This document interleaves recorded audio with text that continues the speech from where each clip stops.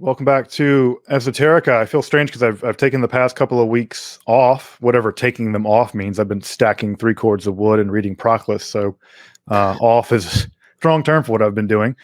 But I'm happy to be sort of jumping back on the horse this week by being joined by my good friend and colleague, Dr. Dan Attrell, the modern Hermeticist. Dan, good to see you, brother. Yeah, thanks for having me. It's always a pleasure to come back, and this is my wheelhouse, so I'm happy to be discussing it. Yeah, I think I was really happy to, I threatened everyone that I was going to do this episode when I first did the episode on university sorcery. And if folks haven't seen that episode, you may want to check it out as well as sort of a companion to this. This as a commentary, we're going to be going through the actual condemnations one by one with a kind of live commentary because of Dan and I's love of commentary literature. So we're bringing it into the 21st century.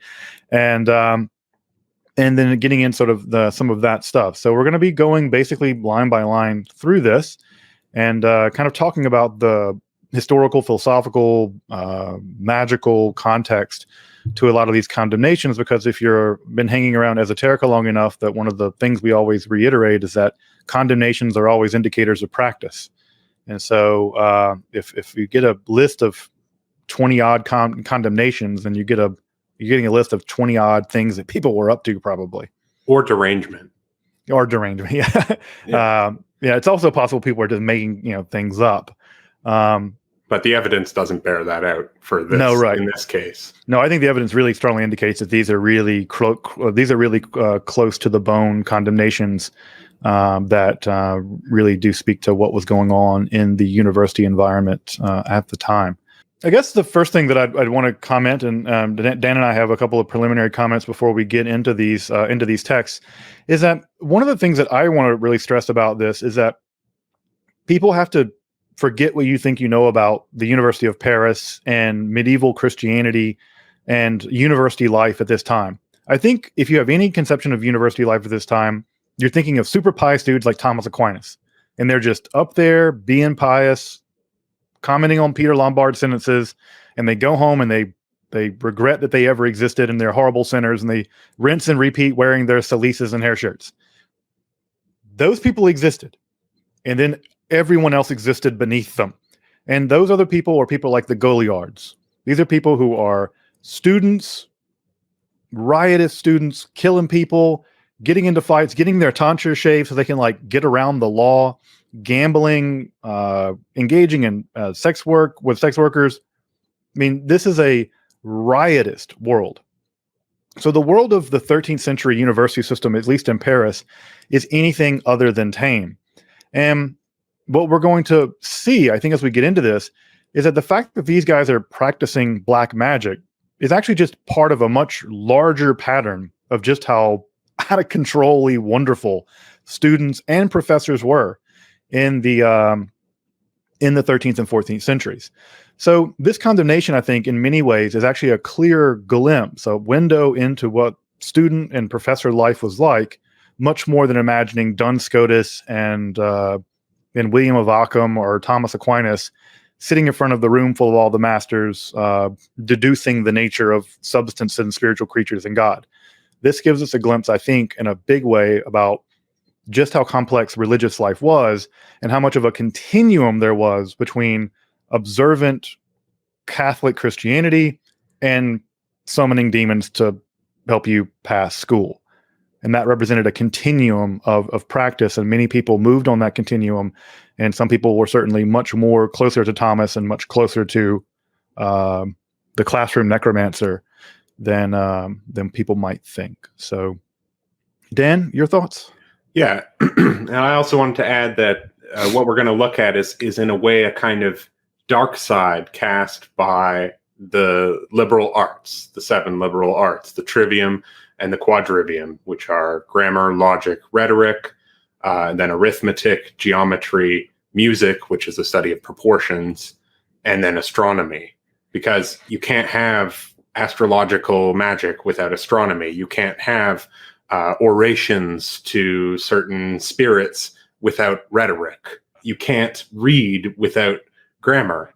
So a lot of these things, the learned magic, we're going to be reading out of a source book of witchcraft, And this is actually the learned magic of the university schoolmen, and it is very much different from the kind of folk magic that you would get among the cunning men or the cunning women.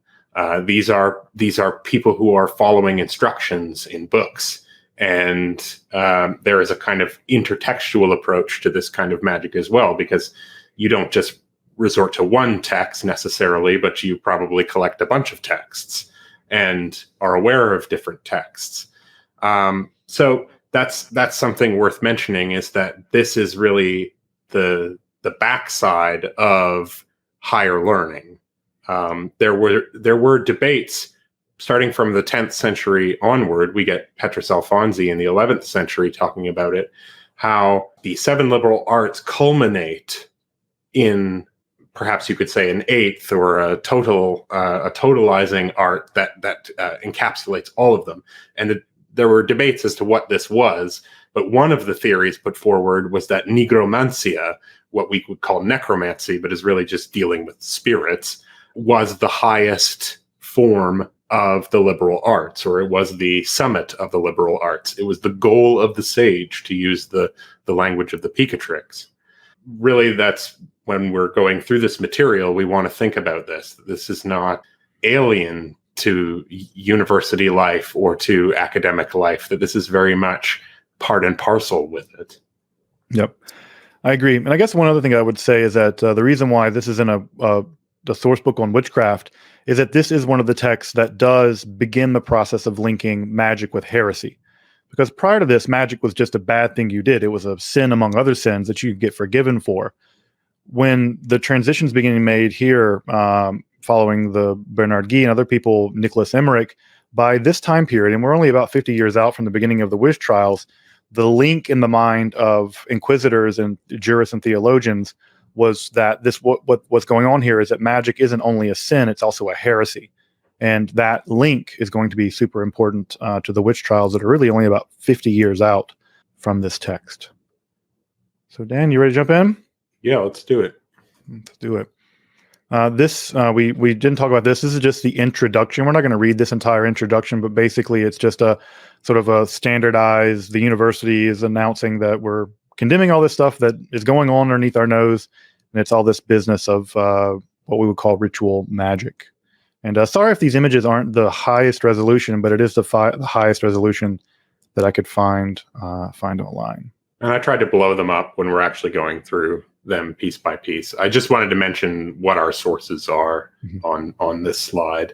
So the translation itself is, I'm pretty sure it's from Brian Levac's translation. It didn't really indicate who wrote the translation, but it's from his source book.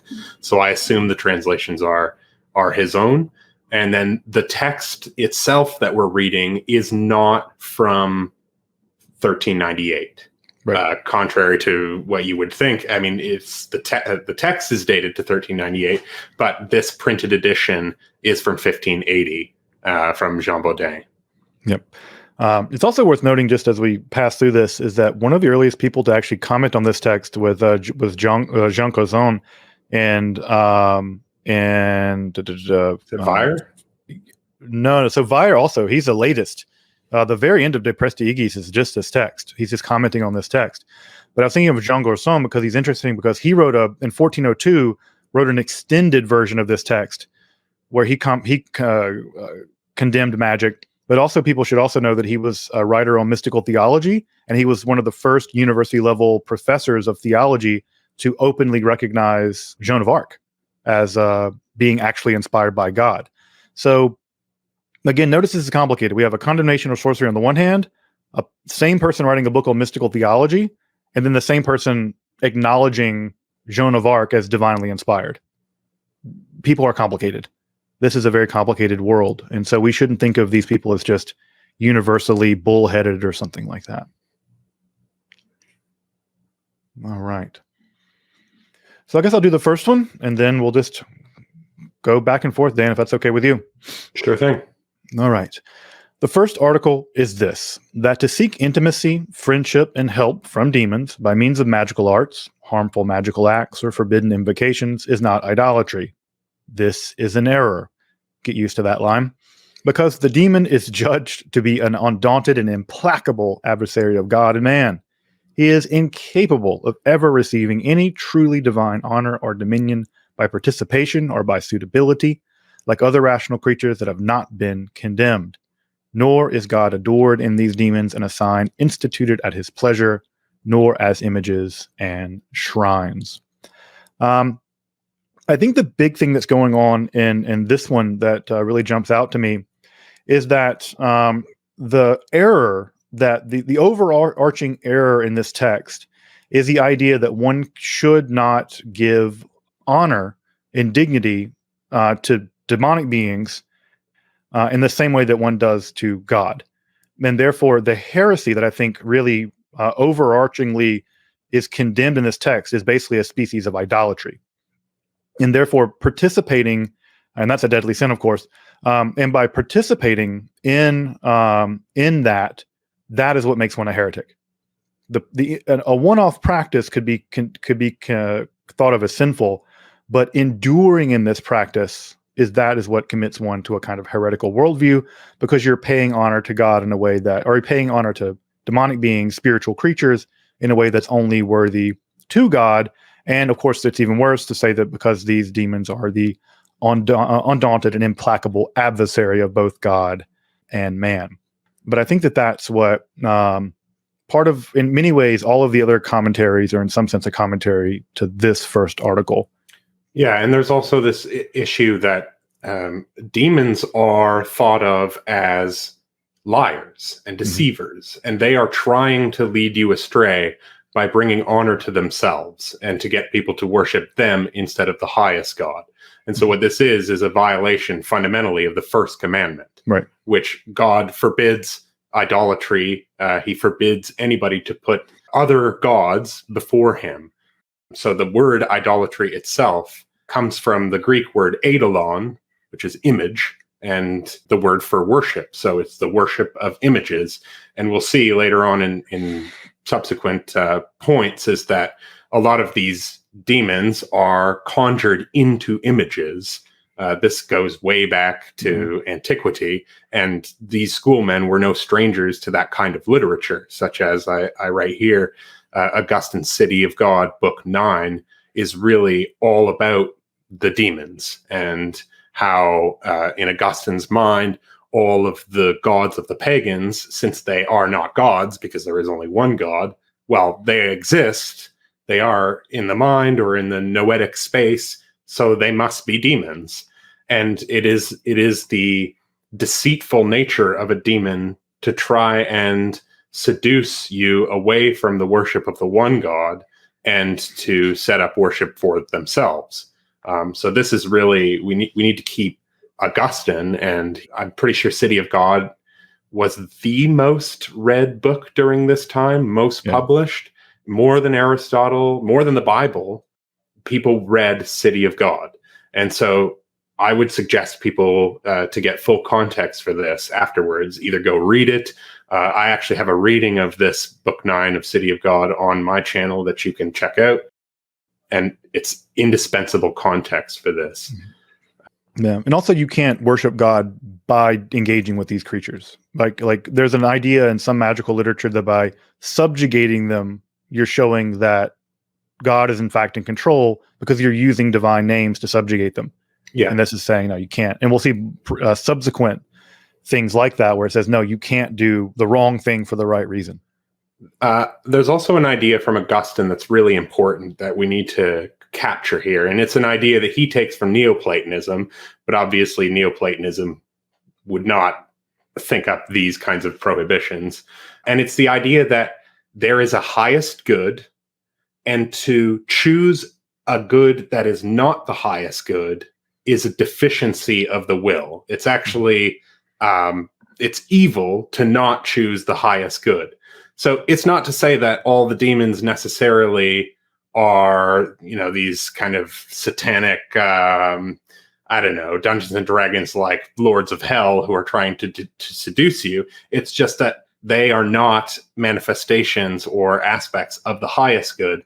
And so to choose to try to do homage to them or to please them instead of pleasing the highest God is a theological error. Your whole life should be focused toward a single highest good, and anything short of that is a mistake theologically. So that is something really important to keep in mind, is this kind of Platonic approach to valuation, and what is the highest thing to value, and how is it a corruption of the will to not value the highest thing? Mm-hmm. Yep. All right. First one down. Okay, so secundus articulus, quod dare vel offere vel promittere daemonibus qualemcunque rem ut ad impleant desiderium hominus aut in honorem eorum aliquid osculari vel portare non sit idolatria. Error. So the second article, that to give or to offer or to promise demons any sort of thing so that they fulfill the desire of man, even to bear something valued by them in their honor, is not idolatry. This is an error. So this ties into sort of what we were just talking about with Augustine, that there are probably people who would think that what they are doing, the homage that they're paying to these entities, is not idolatry in some way or another, whether it's because they're not setting up an image, or because they are not worshiping the demons in a way that you would worship God with. So let's say through sacrifices or things like that. To do these things is idolatry. And that is what this is affirming, that you may think you're not doing idolatry, but actually you are. And that is the law according to the Paris faculty. We need to also remember that these universities had their own court systems. Mm-hmm. They were not beholden to the secular courts, which is why a man with a tonsure was protected by the law of the church and by the laws of the university. They were not subject to the same laws of the land and of the magistrates. That's why people faked getting tonsures. Yes. Yeah, you could just hire a barber to give you a tonsure, and you would have all the protections of being a student and never go to class. Yeah, and I think this is what you said, Dan, is that this is meant to prevent a pure legalistic way around committing idolatry, where you can say, I didn't create an image of, whatever Paimon. I didn't draw a picture of them. I didn't set up an altar to them. I didn't make a statue of him. And the argument here is, it doesn't matter whether you literally worship an actual idol. The issue is if you're interacting with them in a way as to like trade with them, right? If you give, offer, or promise, even those interactions are sufficient enough to count as idolatry. And it's important to note that, to my knowledge, no medieval text of necromancy requires that you visually represent these beings, whether in pictures or whether in making statues of them or whatever. Most of them have some kind of images representing the deity or representing those beings, whether it's a seal or something. But the church wants to make it very clear, or the faculty wants to make it very clear, that even in engaging with them in terms of a do et des, right? I give, so you give, that's constitutive of idolatry, because again, that's the unique purview of God. You give God things, so God gives you things. If you're engaging with a demon in that way, you're across the line. Yeah, and the idea is that do ut des is the pagan mode of worship, and it is reciprocal, and it is a two-way street. Whereas with God, if we take something like the Book of Job as an example, it doesn't matter what you do or give to God. It's worth nothing. And right. Any good that comes to you comes from God. And it's not because of the things that you did or the good that you put out into the world, because bad things happen to good people all the time. And if it were the case that doing good will always mean that you are receive blessings, then why would bad things happen to good people? Right. And Christianity rejects that. And so that is present here. Right. It's a theological error to think that God needs anything and that God will give you anything, like, period. And anything that's asking for something in order to give you something is by definition subperfect and therefore perhaps demonic. Yeah, So it's a perversion of the highest will, or of the will to attain to the highest good. all right. The third article: to enter an implicit or explicit pact with demons is neither idolatry nor a species of idolatry or apostasy. Right? This is an error. And by implicit pact, right, we mean every superstitious ritual, the effect of which cannot be reasonably traced to either God or nature. This one's really interesting, right? Because it's basically ruling out that, look, if you're, and this will be important when we get into thinking about so-called natural magic, is that the question here, right, is either God's causing things or nature is causing things, or if it's a third cause, it's very likely demonic. Because the angels, of course, work directly in the service of God and are an extension thereof of God's power. And so the idea is that if you're making a pact or making a covenant, right, a pactum, right, with anything else, that is, again, idolatry, because there's nothing worthy of making a pact with, a covenant with, other than God. If you do that, then you've crossed the line.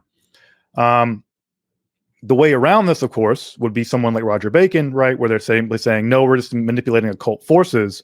And some of those occult forces are tied to astral objects, which might or might not be alive and might or might not be spiritual creatures.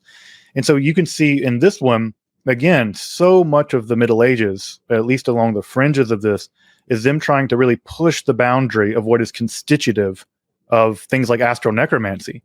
And you read people like Michael Scott or Cecco d'Ascoli, they're really pushing it to the Cecco d'Ascoli pushed it too far and was executed.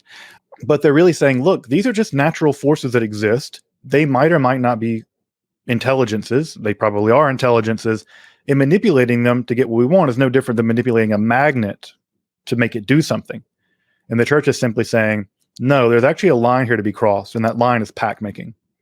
And what's important about this, right, is the idea that one can make a pact is going to be crucially important in the witch trials, because that's really going to be the idea that once you pact with a demon or once you make a covenant with the devil, you've undone your covenant with God, and therefore you've become part of the reserve satanic army, and you are at that point a recalcitrant heretic. So one can do this implicitly or explicitly, but it doesn't matter whether you do it implicitly or explicitly. It's constitutive of the same kind of theological error. Yeah. To me, this is also kind of a fossilized snapshot of almost the University of Paris in the 1260s, which is a long time before this time period. But a lot of these decisions had been hashed out when astral magic and different kinds of magic were coming into the university system in the 13th century, especially through Arabic sources. Mm-hmm. And people were wrestling with the idea that there are different kinds of magic, natural magic, demonic magic, and so forth. So guys like Roger Bacon were actually pro-magic, but only in the idea of natural magic, which mm-hmm. would be like manipulating lodestones or doing medicine, healing, that sort of thing. Anything that required invocations or prayers, he said, why don't you just pray? I recall reading a bit in Roger Bacon's, I think it was Opus Tertius, might have been the Opus Maius, where he says that little old ladies with their prayers are more powerful magicians because they go straight to the source instead of people who, go down the chain of command and try to contact people who are not the highest good. And we'll see later on, right, is that just because you condemned something in 1277 never meant that it went away. By 13 whatever, by the end of the 14th century here, a lot of this stuff is still practiced, and we'll get to gems and other stuff later. So it's really clear that again, they're cracking down not just on ritual magic, ceremonial magic, but also some natural magic stuff too, because apparently it's making them uncomfortable. Right, because you could have a stone that heals you for some reason, but if you didn't, let's say, inscribe a magic character on that stone, it could be the natural virtue of the stone. And we have lots of works by people like Albertus Magnus who talk about the virtues of different stones, medical or otherwise. But it's when you start engraving them with signs, those signs are thought to be symbols that communicate with demons, that only the demons can understand. Right. And therefore you are communing whether implicitly or explicitly, with demons. Right. Or compelling nature in a way that's illicit.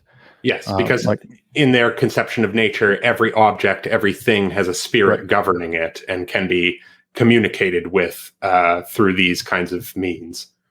Right. Yeah. And this idea of compelling God is a theological thing. We also see in Ars Notoria, right? The idea that you can do these rituals and then God will basically like hand you all this knowledge through direct osmosis, or angels will do it. And the problem with Ars Notoria, at least one of the problems, is the compulsive behavior behind it, the theological compulsion, where if you just do this and fast and stare at this long enough, then God is compelled to send the angels to do it. That's a theological no-no, because God can never be compelled to do anything. Okay, so quartus, quod conari per artes magicas daimones in lapidibus annulis speculis aut imaginibus nomine eorum consecratis vel potius execratis includere cogere et arctare vel eas vivificare non sit idolatria error. So the fourth, that it is not idolatrous to use magical arts or to try to enclose, to force, to restrain demons in stones, rings, or images consecrated, better execrated, to their names, or even to make these objects come to life. This is an error. So in this, we can very much see a survival, if you will, of this idea that goes back to the 3rd century AD and much further back, of course. But we have a text that talks about this, and that's in the Hermetic Asclepius, chapter 24. So if you have your Brian Copenhaver Hermetica on hand, you can go to chapter 24 of the Asclepius at the back, and it has a discussion of animating statues. And so they're saying, look, it doesn't matter if you're compelling demons as if you have the authority over them and you are forcing them to do something like enter a ring or a stone. This to them is a heretical act. It is error to persist in this practice, because it's been written about or written against by all of the church fathers. So if you are going against the church fathers, then you are obstinately in error and unwilling to change your ways. And that is why they will say it's a theological error, because you are supposed to be beholden to the writings of the fathers and their injunctions and exhortations. So this one goes way back, and obviously it's connected to things that were floating around at the time. The Asclepius was a text that was widely used and taught in the universities. Mm-hmm. as a depiction of what ancient pagans believed. And since it was widely commented on by people like Augustine and Lactantius, nobody destroyed it. It was copied and taught in universities. I'm working on a translation of this text and its commentary, the Glossae Super Trismegistum, and there was lots of interaction with these ideas. It was just that there were some students and people who would read these and go, oh, I should do this. And there were lots of books around, things like Picatrix, which were inspiring people to do these things, giving people ritual instructions on doing these things. Picatrix is by no means the only book that did this, but it's definitely one that was starting to gain traction again around this time. Right. And also, it's not just an error that you haven't like read your church fathers appropriately. It's also an error because you can't do this. Like, demons don't really behave you. They're not really actually listening to you. Like, Augustine makes an argument that they will appear to do what you say, but they're always like 3 steps ahead of you because they're way smarter than you. And it's all just a long game trap to make you lose your soul in the end. So yeah, they might go in a stone for a little bit, or you might go do something for you. But the long game, right? It's like the 1980s drug dealers. Like, hey kids, want some necromancy? Because once they get you hooked, right, then they'll lead you onto the way of into the way of absolute perdition. And so, it's not just an error to try it; it's an error to believe that you can actually compel these beings to do this. Like, you're not conning them; they're conning you. So the error cuts in 2 ways. So I always like the idea that not only is this a warning to study your Aristotle better or your St. Augustine better, it's a warning that if you think you're conning demons, you're the one being conned. I always think of the demons making a Beavis and Butthead kind of laugh, like, like going into the gem. That's what I imagine they think the demons are doing when they're in rings or something like that. Right. Yeah. Say nothing of, Sauron and the Lord of the Rings and all of the ideas that Tolkien has, right. Infusing spirits. He's like, Sauron poured his malice into the ring. And I think that this is obviously tying back into these necromantic practices. Right. And this is the idea that, you have things like the Ring of Gyges that appears to give you power, but really just destroys you. It makes you invisible, but then you sacrifice everything in, your soul for that invisibility. So, yeah, I think that the demons are playing the long game, guys. The demons are the house. You're the people at the slots. Don't play the slots. All right. Fifth. Quidlictum est, that it is allowed to use magical acts or any kind of superstition prohibited by God and the church for any moral purpose. This is an error because, according to the apostle, right, evil cannot be done that good may result. I think this is just actually a straightforward, logical argument that you can't do good by doing evil. We have the exact same prohibition in Judaism, right, where you're not allowed to violate a mitzvah to accomplish another mitzvah. So you can't steal an etrog or a lulav to be able to shake it. And so if you steal something, and you can't commit one bad act in order to accomplish another good act, you get no credit for the good one. And so I think the idea here is that you can't magic your way or superstition your way to doing right, because no amount of evil results in good. Yeah, and the apostle here is Paul, and the verse that is being the subtext of the verse is from Romans 3:8, and there's also you could also think of Jesus when he's being accused by the Pharisees of casting out demons. They say, "Oh, he's doing it in the name of Beelzebub, in the name of demons," and Jesus says, "Well, a house divided against itself cannot stand. Why would demons help you destroy demons? Right. My power comes from God." And this is part of a long arc of using demons against each other. Think of using the demon Pazuzu to scare off the demon god Lamashtu. This was a pretty common idea in the pagan world of setting gods and demons against one another to accomplish things. Just the church basically says no. Yeah. And then they cover everything in gargoyles. Yeah.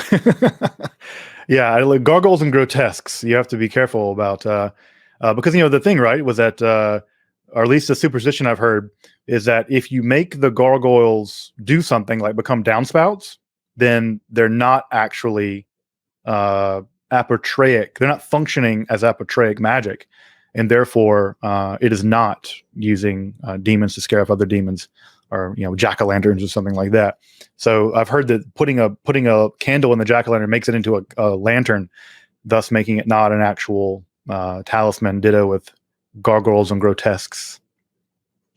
I don't think it counts. Good thing to know if you want to get the mitzvah of Halloween down. Yeah, exactly. I do like the fact that at the National Cathedral in DC, they added Darth Vader's face to the grotesques.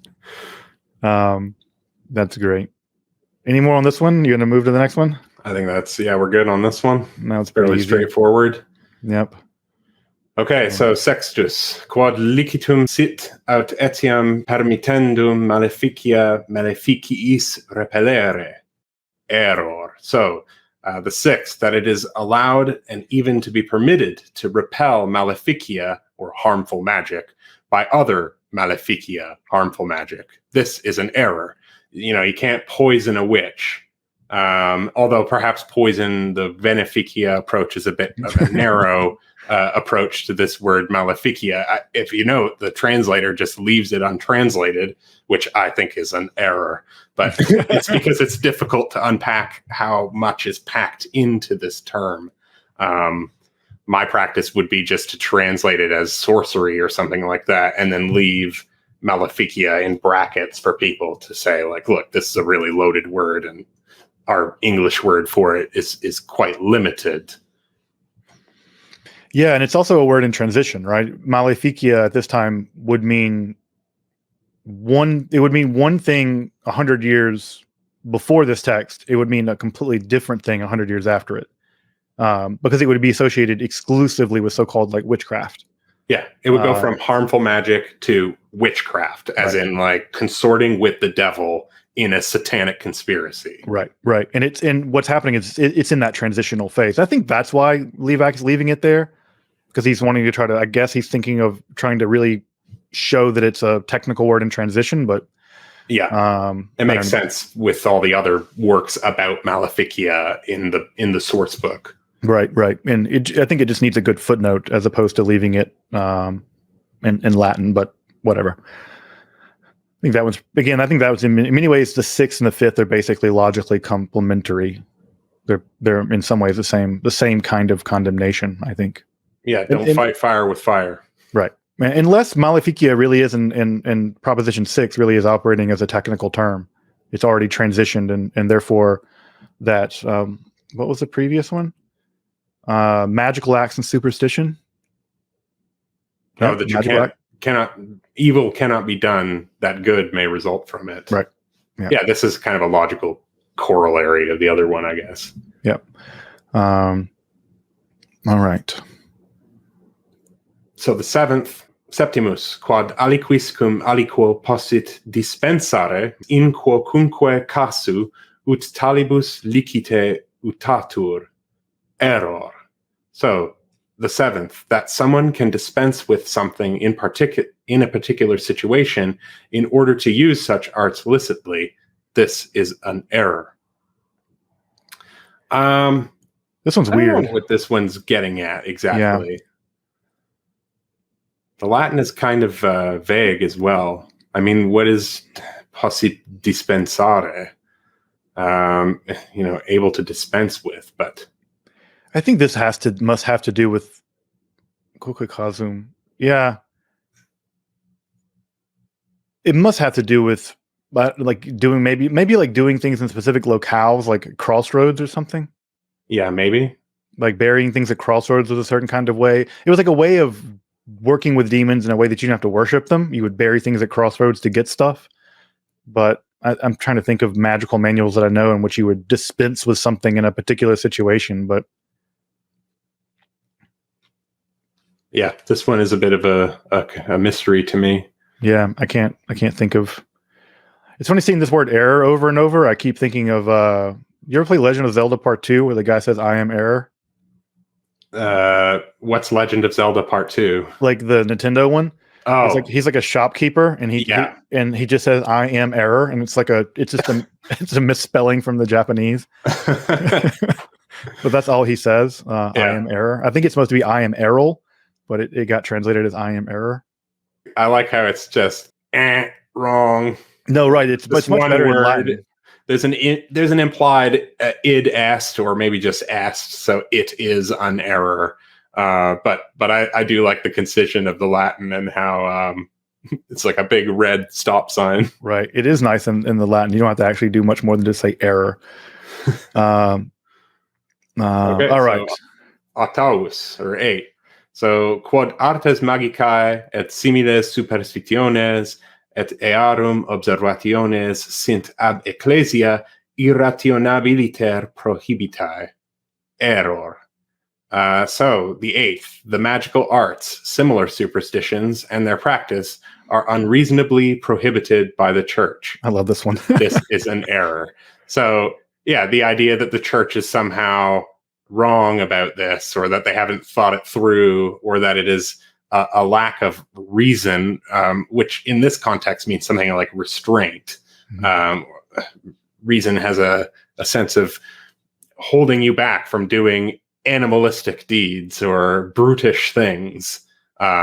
This is an error if you believe this.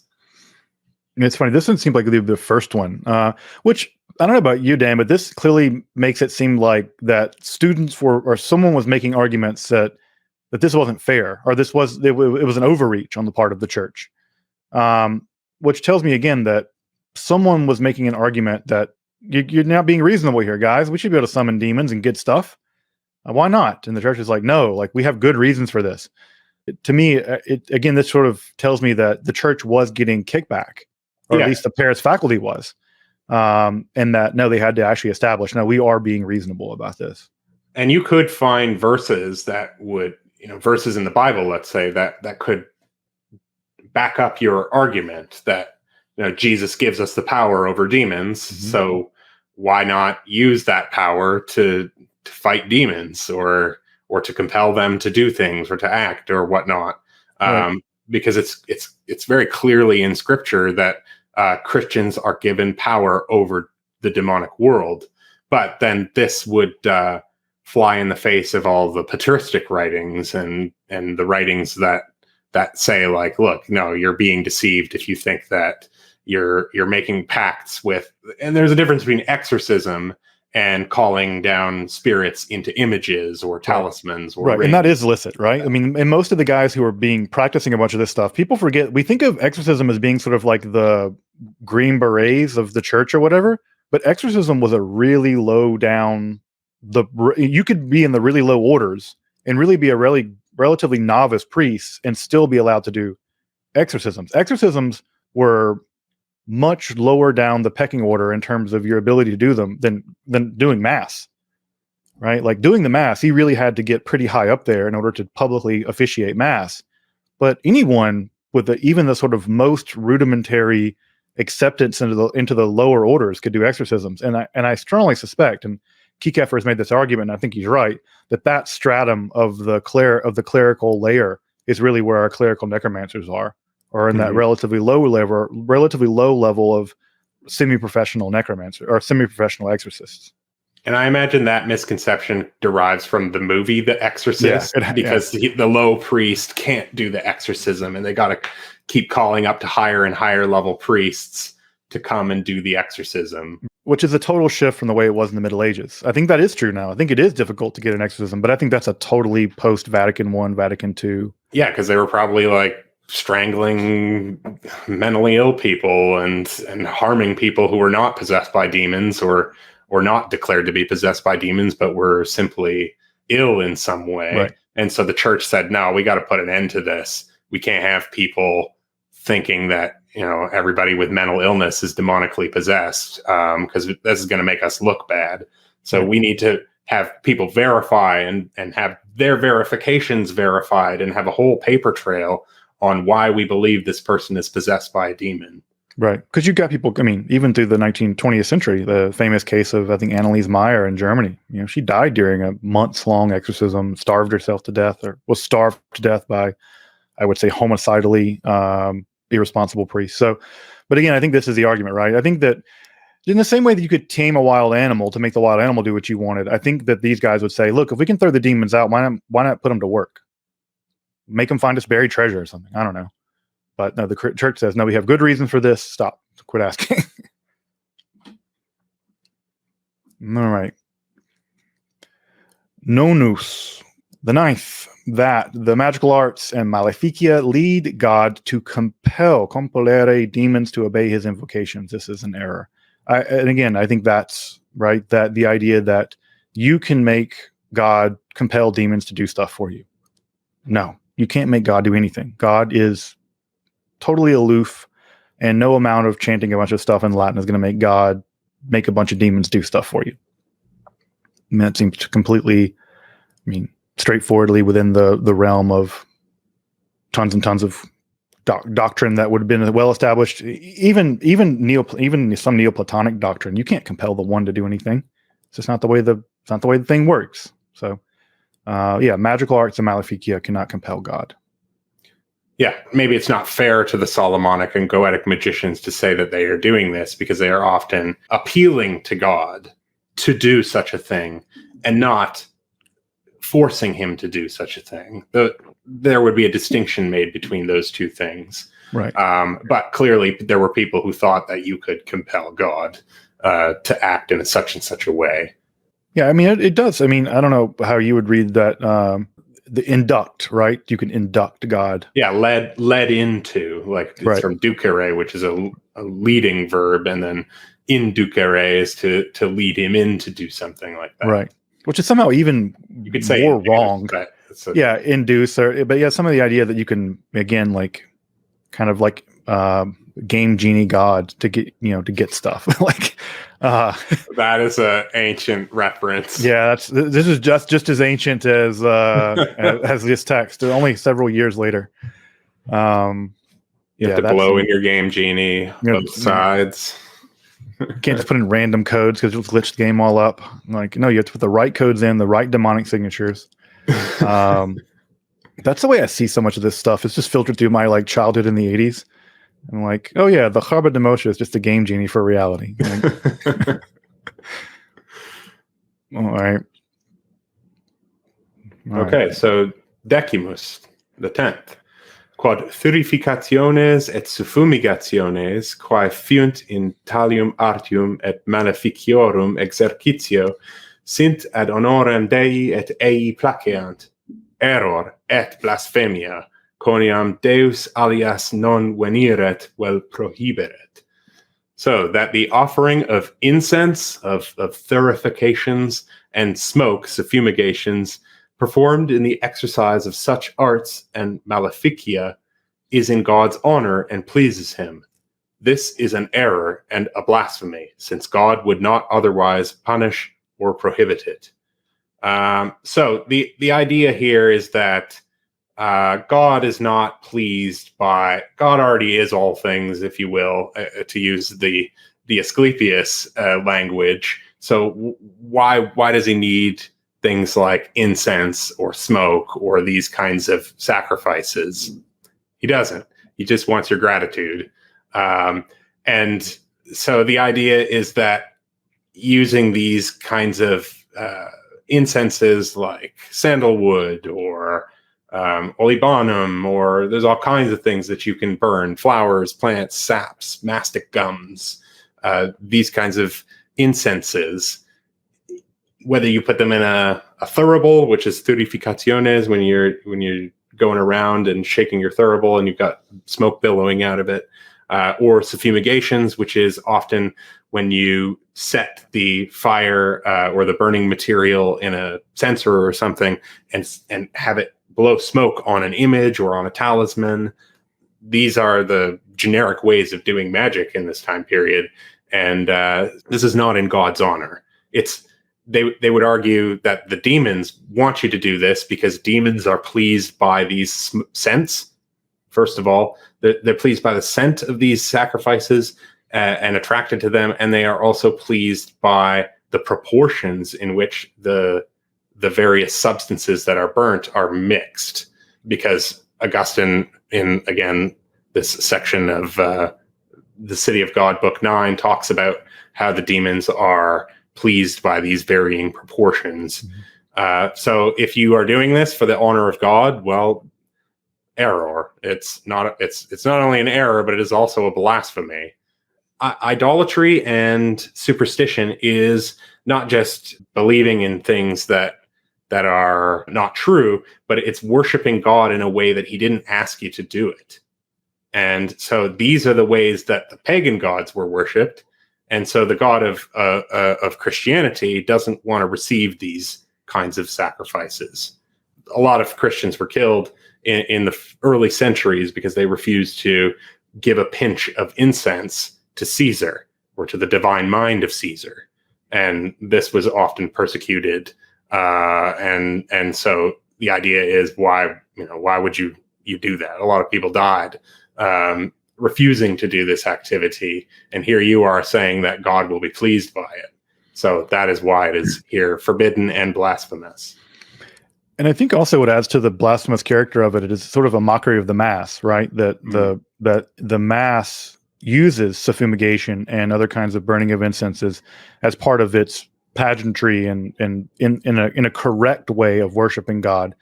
And again, those are the kinds of things that are done only for God. You would never, and this is sort of the great horror, right? The Eucharist could be stolen out of the lockbox and taken and stabbed by Jews or something. And the idea is that no, everything is about the new Christian church reproduces the old temple rituals, but only inside of the body of Christ, i.e., the Mass, and therefore doing it somewhere else is inherently a mockery of that. So I think that's what, to me, stretches it not just to being an error, but to being a blasphemy, because it's also an honor given exclusively to Christ in the Mass, but then used as a way of either luring in or showing laud to these demonic beings. Yeah, and nobody is burning, frankincense at the Mass and thinking that God is attracted by the scent and is compelled to act favorably because of it.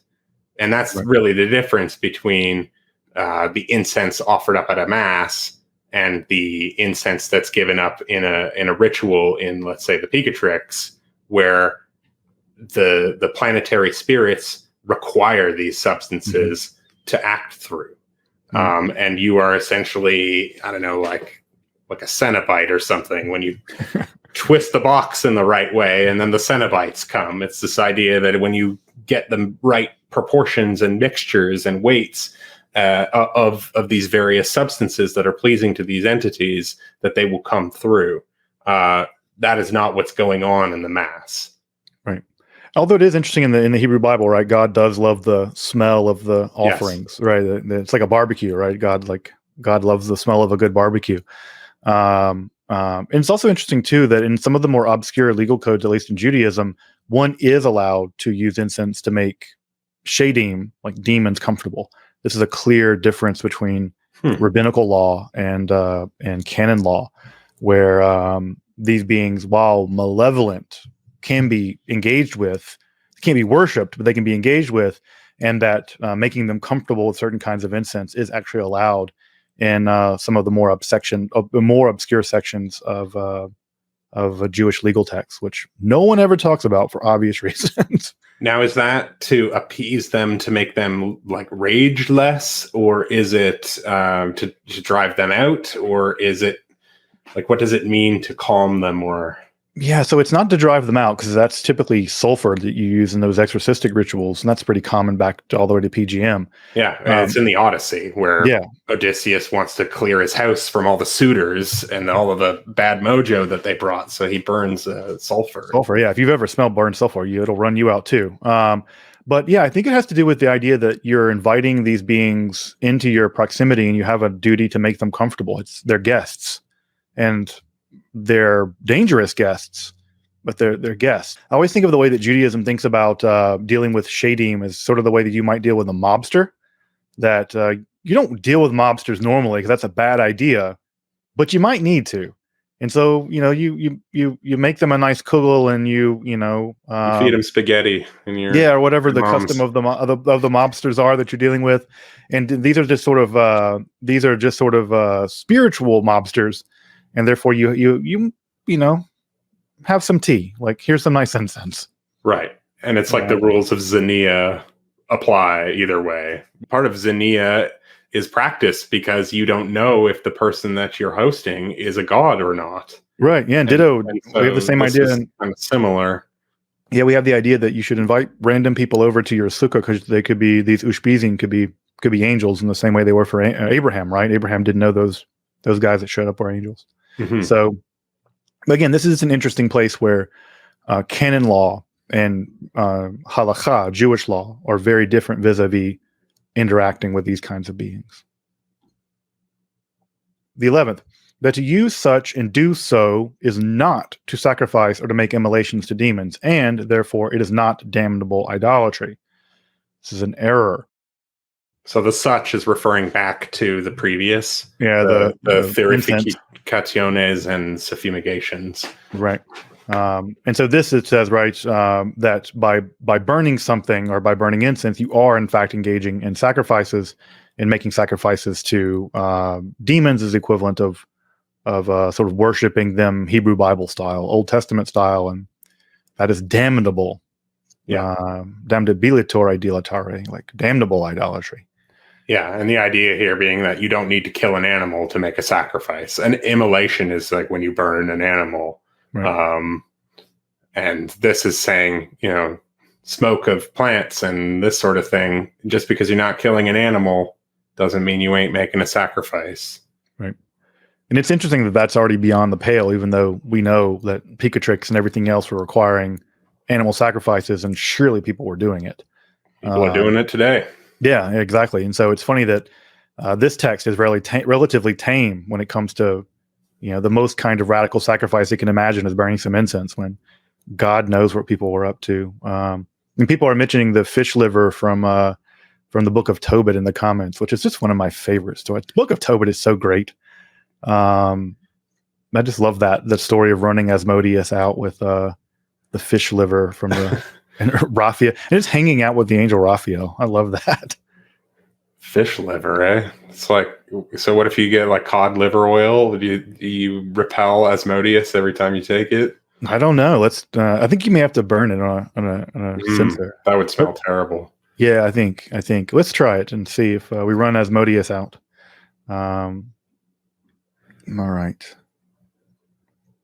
Dan, you want to tackle the 12th? Yeah, I'm not going to read the Latin just because it's so long. Yeah. In the interest of time.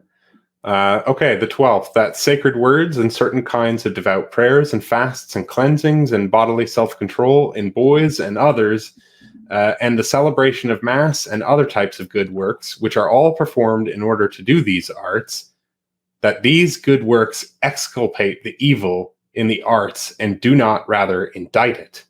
This is an error. For by means of such sacred acts, an attempt is made to sacrifice something, even God himself in the Eucharist, to demons. The demon makes these sacrifices either because he wishes to be honored like the Most High, Isaiah 14:14. That's Christians would say this is the devil. Devil, yeah. Is it the same in Judaism? No, it's just read as someone exalting themselves. Nebuchadnezzar. It's a prophecy against Nebuchadnezzar II. So it's just Nebuchadnezzar trying to be the Halel ben Shachar, the morning star. Morning star. Yeah. Okay. So, or because he wishes to conceal his frauds, or to trap the simple-minded more easily and destroy them more damnably. So the idea is that magic is full of good works, that you have to fast. Sometimes you have to give alms. There are various kinds of purificatory aspects of ritual magic. And a lot of people would presumably say, oh, well, this is being a good Christian. Having self-control sexually is implied here. So abstaining from sexual activity, abstaining from certain foods, these sorts of things, that by doing these, I would be not guilty of sin, or it would somehow cancel out the sin of idolatry. And this is an error because it is an attempt to sacrifice something. You're giving up a portion of yourself, whether it be your sexuality or your desires. You're sacrificing your desires to eat foods, let's say, and in doing so, you are making a sacrifice to a demon, which violates the first injunction, the first commandment, to have no other gods before God. I think that these specific set of prohibitions probably have the Ars Notoria in their sights, because the Ars Notoria clicks every one of those boxes in terms of the requirements to it's the initiatory process before one begins the actual invocation process. Every one of those things ticks those boxes. Although the Contintia Corporealis Impueris one really, I wonder if he translated it of boys, but I wonder if he means of youths, like of students. I think it's boys, and I think it has to do with sexual abstinence. From having sex with boys, or having boys having sex. Boys, like young boys who are prone to sexual activity and masturbation and things like that, that they would otherwise give that up. I don't know, like No Nut November or something. And that is actually damnable because it's a sacrifice to a demon, because God didn't ask you to do it. Right. Well, I don't know. But one could not do it because one is a pious Christian. Yes. But if one did not do it if one were doing whatever, No Nut November or whatever, in order to summon a demon, then that would be you'd be over the line. Yeah, exactly. It's the thought that counts, or Right. what is the intention? Are you trying to compel a demon by doing these purifications? I feel like most traditional magic grimoires from this time period all have some form or other of purification. Like, there's no Left-Hand Path, Ninth Gate horror movie type stuff where you're supposed to transgress as much as possible to summon demons. No, because they all basically still accept Christianity. I mean, they're like God's really in charge, and you're just using the theological mechanisms available to you through the power of God in Christ to if you can exorcise a demon, you can trap one and use them to do stuff. Mm-hmm.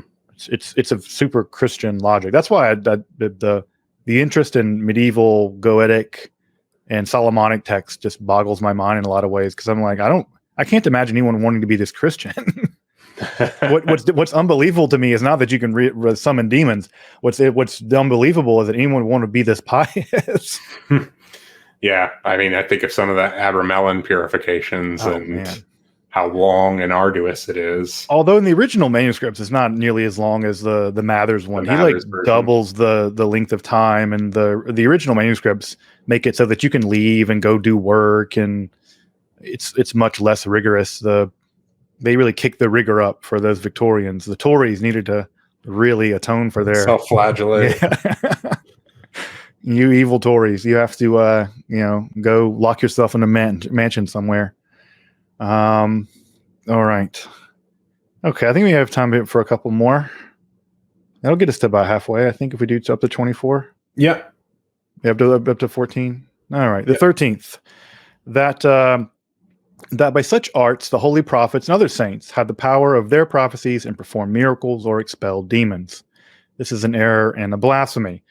I think this is a relatively straightforward one. The idea is that, look, of course we can do magic because prophets and saints got their powers by doing the same thing. So why can't we do that?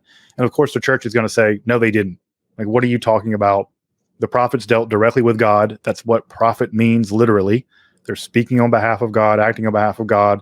And of course the saints not only weren't engaging with demons aside from to expel them or resist them, they certainly weren't summoning them to get their magical powers. They were simply conduits through which the divine acted to in the support of the faith of the believers. Yeah, saints acquire merit through their works, but that merit is not the thing that is compelling the demons or doing that. It's simply that God's holiness, or even just the name of Christ, dispels and commands demons. It's not through sort of a reverse engineering of magic, or it doesn't ride along the same rails, let's say. Right. Okay, so 14th. Yeah, let's wrap up with 14 for today. Okay, decimus quartus. Quod Deus per se immediate, vel per bonus angelos talia maleficia sanctis hominibus revelaverit. Error et blasphemia. The 14th, that God by himself, with no intermediary, or with the good angels, revealed such maleficia to holy persons. This is an error and a blasphemy. So much of ceremonial magic involves the conjuration of angels, the evocation of angels. The Paris faculty is here saying that, look, there's not going to be angels coming to teach you secrets of the demonic world. If that happens, they aren't angels. They're just fooling you into thinking that they're angels. They're fallen angels whose sole purpose is to deceive you. I imagine there's some Ars Notoria in the sites here, and just other Goetic traditions that involve the invocation of angels to do certain magical works. Yeah, God and the angels aren't going to teach you to do evil stuff that God forbids. Like, it's like really straight. I think it's one of those, like, are you thinking? Like, come on, guys. Like, God's not going to teach you to do things that God forbids you to do. Clearly, these are demons. And I think, again, it's just part of the larger arc of all this that I think that, and again, we have to imagine who's probably going to be most likely to be practicing a bunch of this stuff. It's like medieval 15-year-olds. Like, it's going to be people, you're inducted into the University of Paris at 13 or 14 by 14 or 15, 16, you're knee deep in the hardest classes you're going to be in. And that's when you're going to want the most help. And that's when you would likely turn to things like Ars Notoria. And I think they're just trying to tell these basically 15-year-old edgelords, one, don't spend your money at bookshops buying these books that don't work. And two, they don't work because of the theological apparatus that you don't really learn about yet because you're not a master yet. And three, you're going to get yourself in eternal damnation or eternal perdition for this stuff.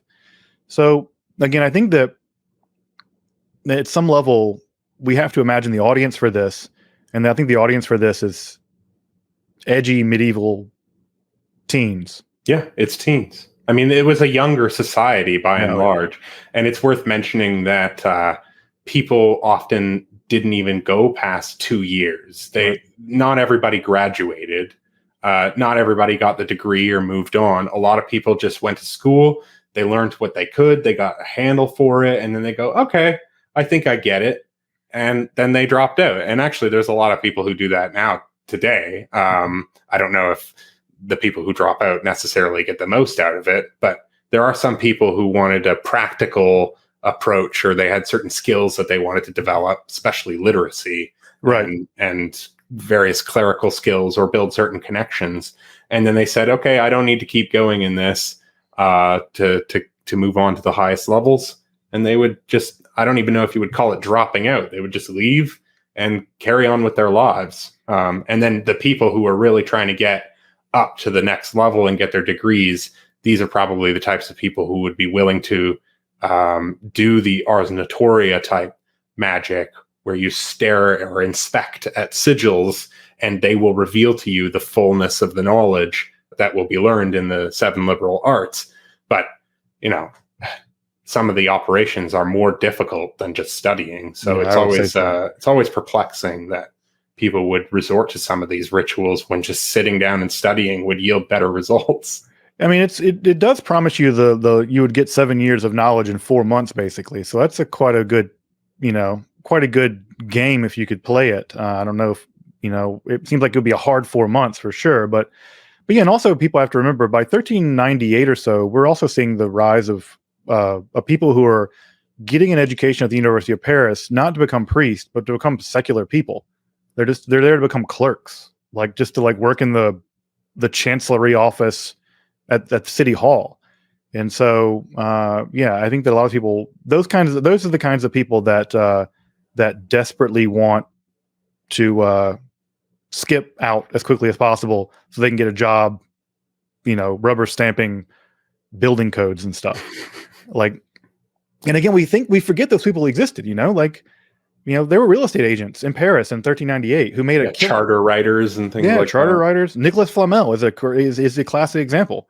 He was a guy who worked in real estate, made a boatload of money by investing his wife's money. He made so much money that people were like, he must be an alchemist. And that legend stuck. And so, again, I think the audience for this text is, these are not learned magisters of the institution. This is the learned magisters being like, hey, 15-year-old, cut it out. Turn around. Yeah, this is dangerous. Get yourself hurt. Shoot your eye out. And another thing is that, just touching on the youth of the society, that we're on the heels of the plague. Yeah. And the plague wiped out, a third to half of Europeans. So we're living in a society that had a kind of bottleneck. And people, by and large, were a lot younger in these generations that followed the plague, which never went away either. Right. Yeah, and also how it goes away, but it doesn't really. These are the same magisters, by the way, that diagnosed the plague as an astrological condition that would end after a few months. Yeah, it didn't. Yeah, which Petrarch rages against. Yeah, that was a big part of his Platonic mindset, was that he was like, look, these people, we need to stop following these people who think that everything is the product of astral influences. We need to follow illustrious Platonic souls who will lead the way into a new golden age. Yeah. He got the doctors got a lot of people killed though, because they basically said that I think it arrived in the spring. They said, okay, you'll take the summer off, and then come back in the fall, and everything will be fine. The astrological condition will have passed, and people were forced to come back to Paris at the height of it. And Paris suffered really, really devastating. I think it was like the Black Winter of 1350, I think, because of how they thought what they thought was going on. But at any rate, the Masters of Paris. The Masters of Paris. All right, folks. Well,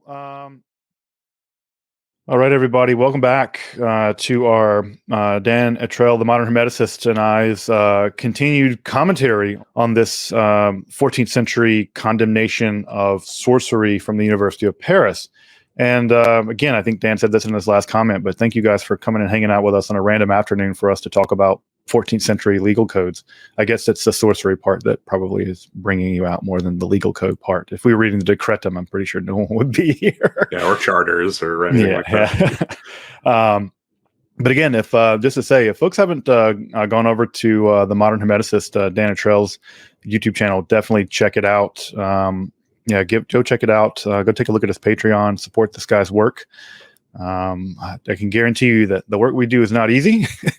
And it sometimes can involve like hours and hours of reading strange 17th century books about how to magically learn things. So, all right, Dan, take it away. Okay, so decimus quintus, quod possibile est per tales artes cogere liberum hominis arbitrium ad voluntatem seu desiderium alterius. Error. Et hoc conari facere est impium et nefarium. So, the 15th, that such arts can force free will of a person to bend the will or desire of another person. This is an error, and to try to do this is impious and nefarious. So there's no shortage of magic that operates by manipulating the will of others, particularly what we would call love magic. I don't know.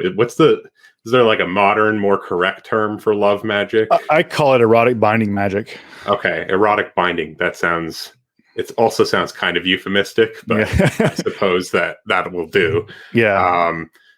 Do such and such a ritual with images that put two figures together, and a woman will come to you, or not be able to sleep, not be able to eat, these kinds of things until she comes to you and becomes yours, essentially.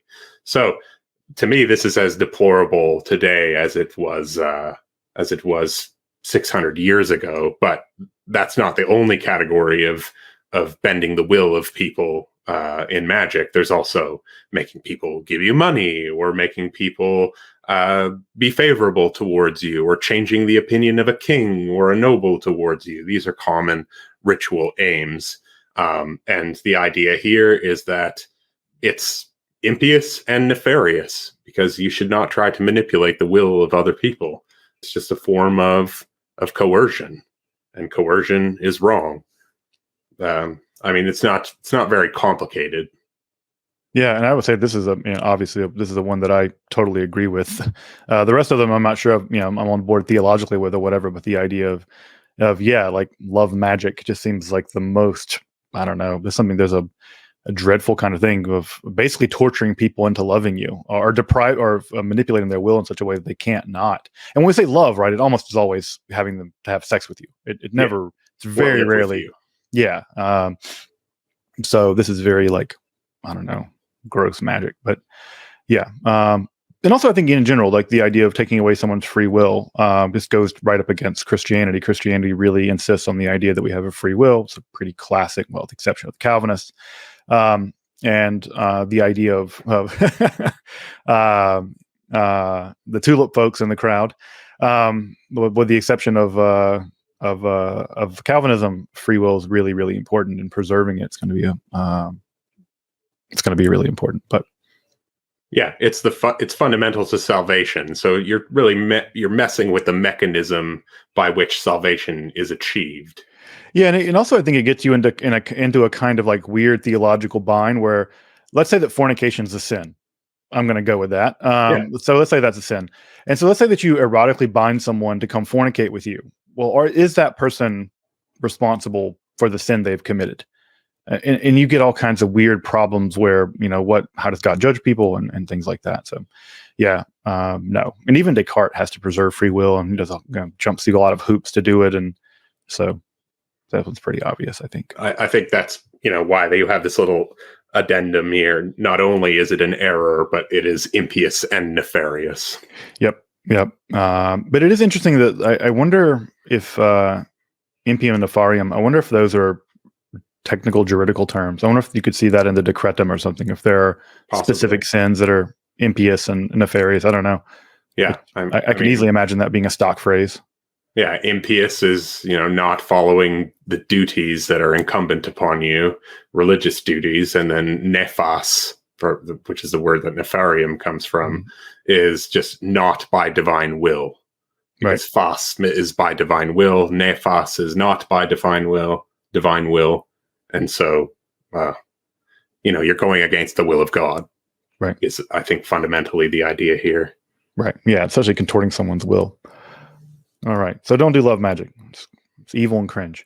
16th. That for that reason, the aforesaid arts are good and from God, and that it's permissible to practice them. For through their observance sometimes or often come about that which the observers seek or say, because good sometimes comes from them. This is an error. I think this one's the idea, again, you can't do the wrong thing for the right reasons. So just because you could cure someone through using magic, it's not right to cure them using demonic influence or something. And the idea is that you should just basically stick with God and pray if you want to have people cured. So just because good things happen because you do bad things, if I rob a bank and get money and then spend that money at charity, it doesn't mean that I've accrued any goodness to myself because it's come from a bad will or through a bad action. There's no Robin Hooding, theological Robin Hooding here. Also, the idea that this stuff comes from God. The idea is that, of course, it doesn't. God forbids it, and to argue that it comes from God and produces good is simply incorrect. And again, this is where you get the where the people have to toe the line with things like John Dee and Agrippa. It's like, and I think even Ficino to some degree is like, to what degree is this stuff really coming? Is of a divine origin, and would God really send angels to tell you to swap your wife, even though marriage is a sacrament? And you can get a pretty clear idea that maybe they're not dealing with angels, or God would not command angels to tell you things like that. So I guess these are probably demons.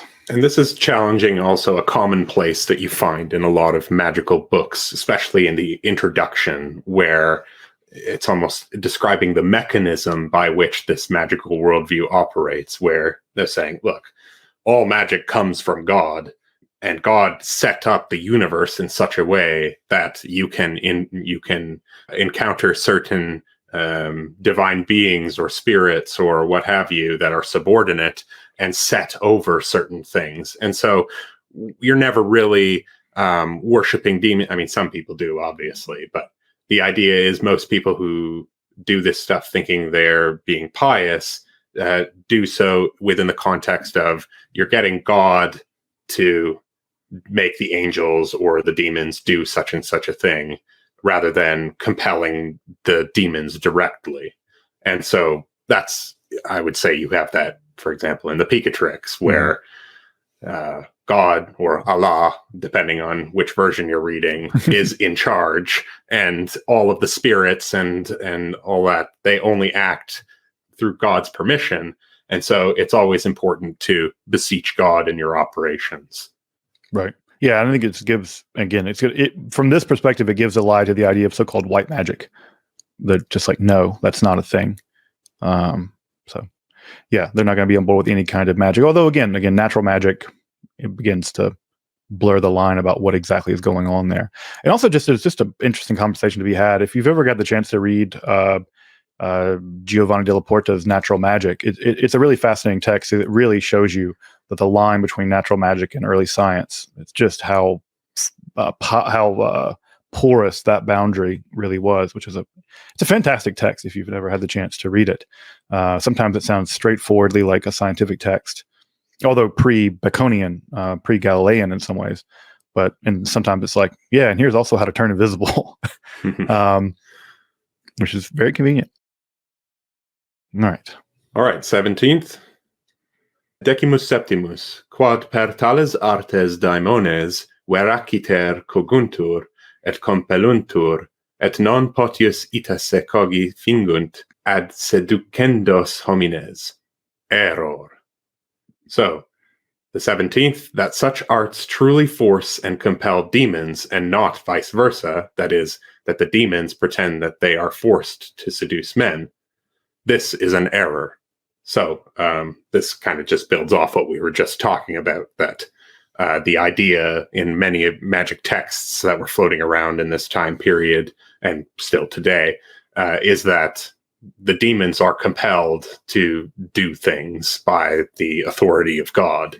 And so this is, again, reiterating that this is an error, and that it is men being deceived into serving them and making their access into this world more, more manifest, if you will. Right. It's straight from Augustine, right? It's exactly Augustine's argument that the demons only pretend to be compelled in order to trick people into doing stuff, so they'll lead them into perdition. Yeah. And again, Book 9 of Augustine's City of God, we cited this last session, and you could almost cite this as a confer with this book on almost every one of these points, because he's very exhaustive in his commentary. Yep. And also, yeah, it is just interesting that, again, how magic is supposed to work, especially this medieval ceremonial magic, that it is interesting that people did believe that they could compel these incredibly powerful creatures to do what they wanted. These, banal things like finding them treasure, getting them hooked up with someone, or memorizing a bunch of stuff. It is the height of hubris at some level too. And I guess that's the Faust story and everything else, right? That you think you're in control at some level, but you certainly aren't. So I wanted to ask you here. I was reading through the comments yesterday, and people seem kind of set ajar by the idea that Solomon erred in what he was doing. That this is not, that it was not like a righteous thing necessarily when Solomon was dealing with demons.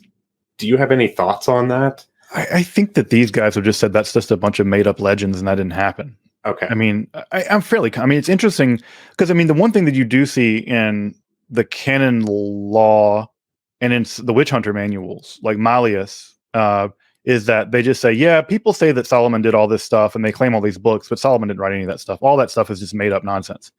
And so I think that the argument is that Solomon just built the temple the good old fashioned way.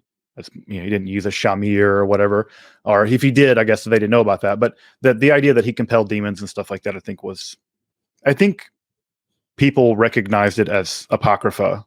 At least learned people recognized it as apocrypha and did not take it seriously in the Middle Ages. I think there's also a misconception that people like Solomon and David were perfect. And it's very clear that they make mistakes and are punished by God for those mistakes.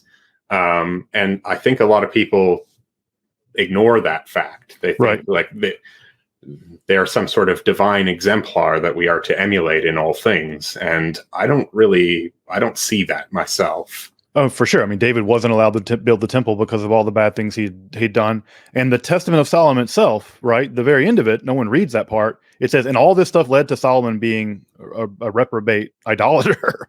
And at the end, he was left with nothing. And that's why he wrote Ecclesiastes, lamenting the fact that he had, wasted his life and with all this, and the wisdom he had accrued was this all of this vanity. And it was all, and I think that's more, grist for the mill, that either it's all apocryphal and none of that stuff really happened and they made these stories up, or they did do it and they later renounced it. And basically what you're reading is a cautionary tale, not something that should inspire you to become a necromancer yourself.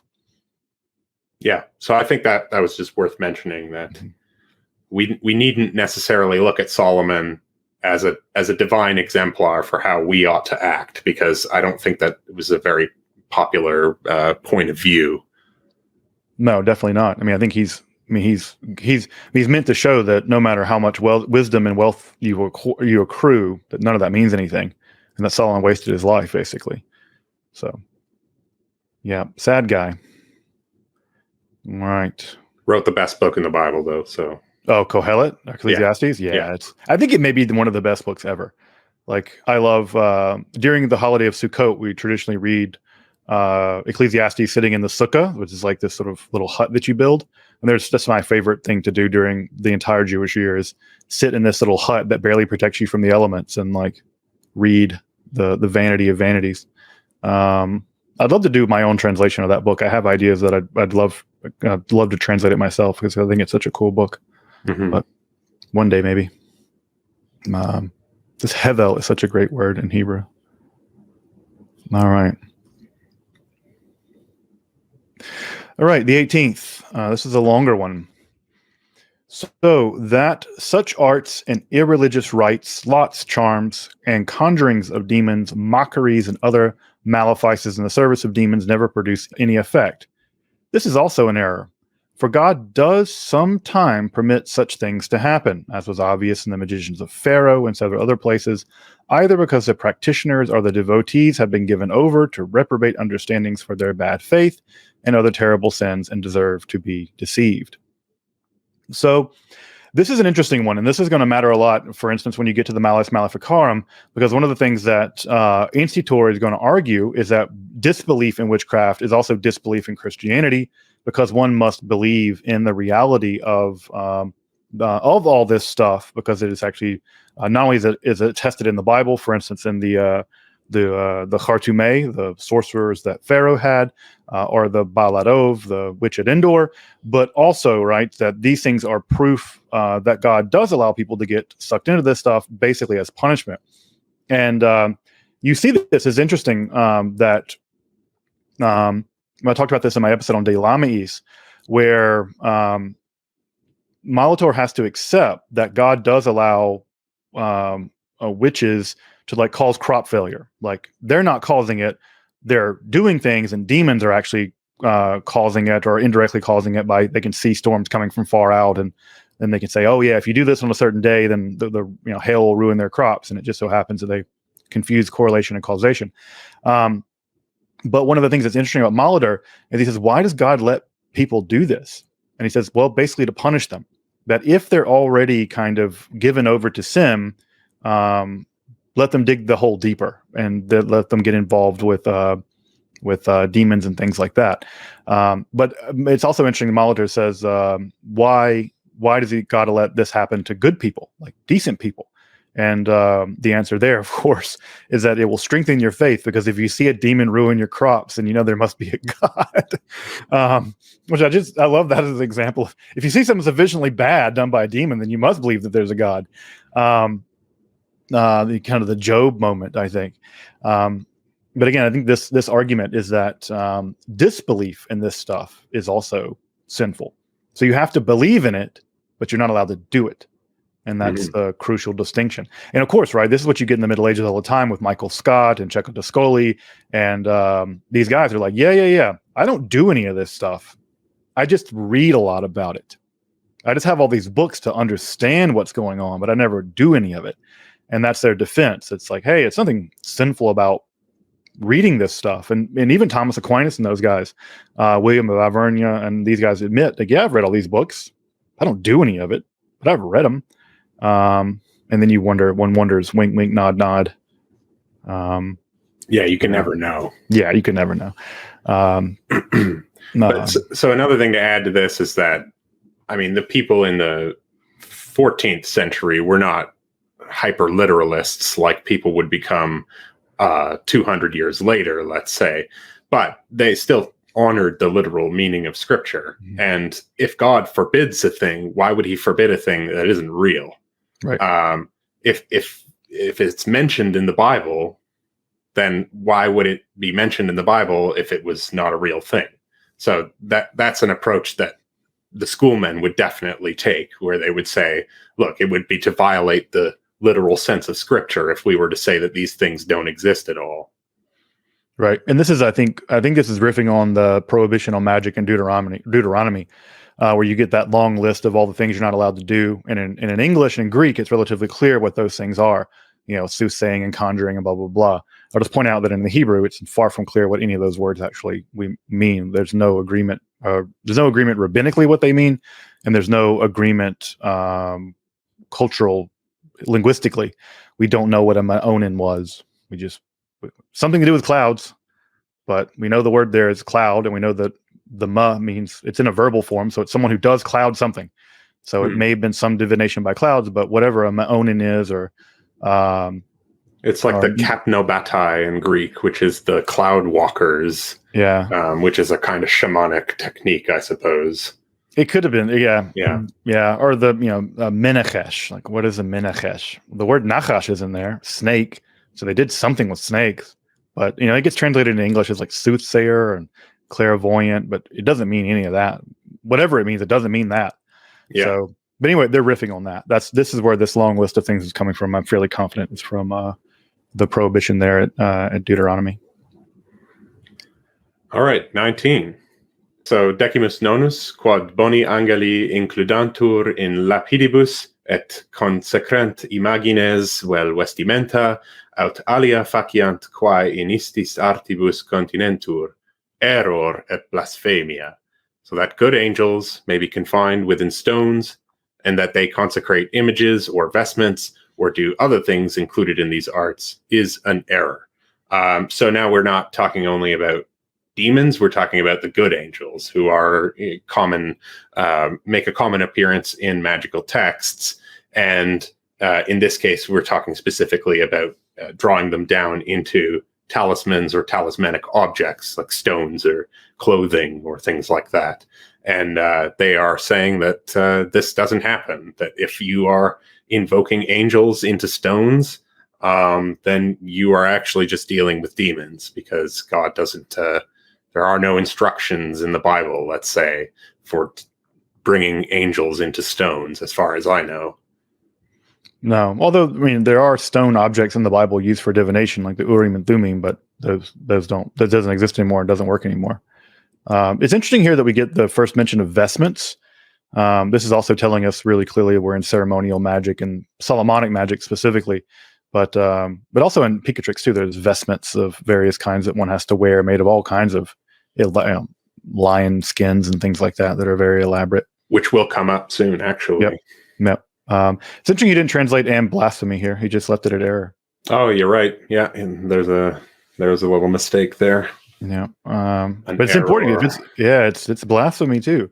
So make sure we had to separate our errors and blasphemies. And it is. I don't see anything that's just blasphemy in this list. Do you remember one? No, I don't think that's their primary aim. I think their primary aim is to ward people away from heresy, which is obstinate error. Right. You're not just a heretic for believing the wrong thing. You're a heretic if you believe the wrong thing. You are corrected by someone, and then you continue to believe what you believe in spite of somebody saying, look, that's not how it works or how we believe that this works. So this is really a document set people straight. And you're a heretic if you continue to do these things. Right. And this was public. This was published publicly, right? I imagine this was sort of the kind of thing that was, that was written up and then, read out loud in classrooms at Paris.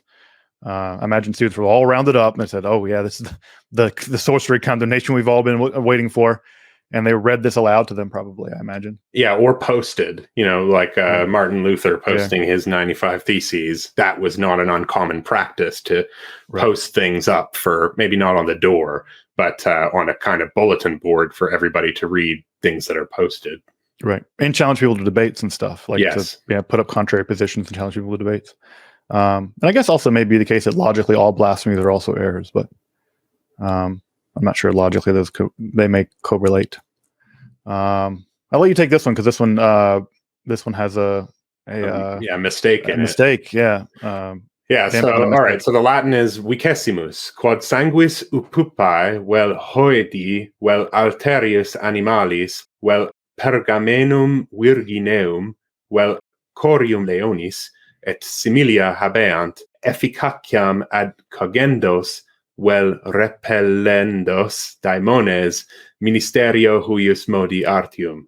Error. So We have the blood of a little girl in the Levac translation, which is not what upupai is. That's a hoopoe, which is a bird that you will find in all kinds of magical texts. Like those hoopoes, they're like the civet cats. They just did not get a break in the Middle Ages. People love killing them for all kinds of different magical reasons.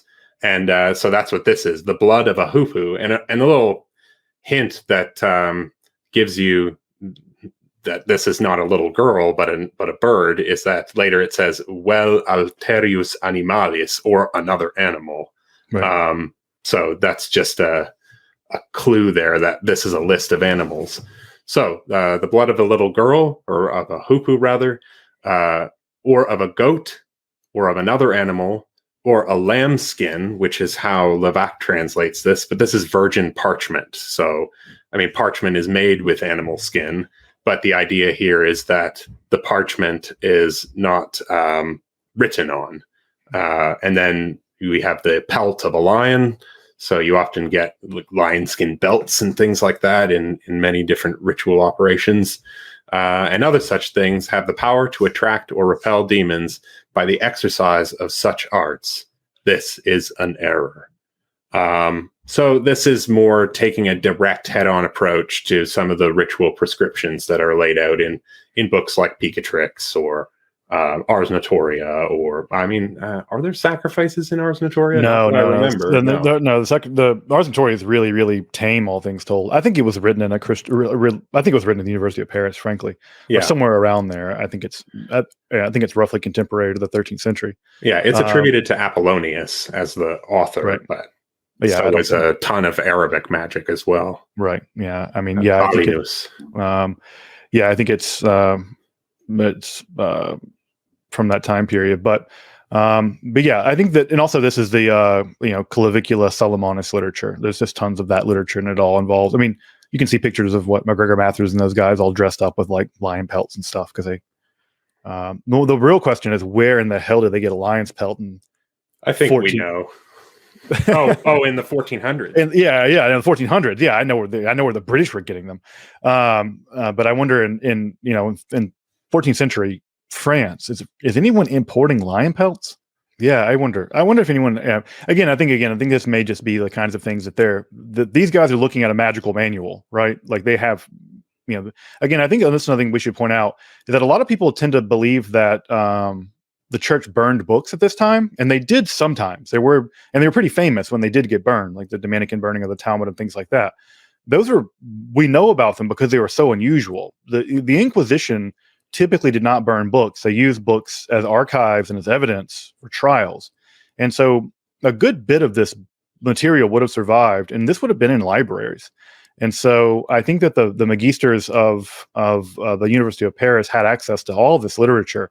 And I think they're just basically going through and saying, hey, you can't do X, Y, and Z, because they see X, Y, and Z in all these books. Yeah, and libraries were not like they are today, where you can just get a card and go and get it, whatever book you want to find. You actually need to talk to the guy who runs the library and knows where everything is. And often these kinds of works were bound into other books that were like generic astronomy books or herbals or lapidaries. They're books that if you stumbled across a magical book that was within another book, it was almost like it was defanged in a way, or perhaps it was less likely to be found.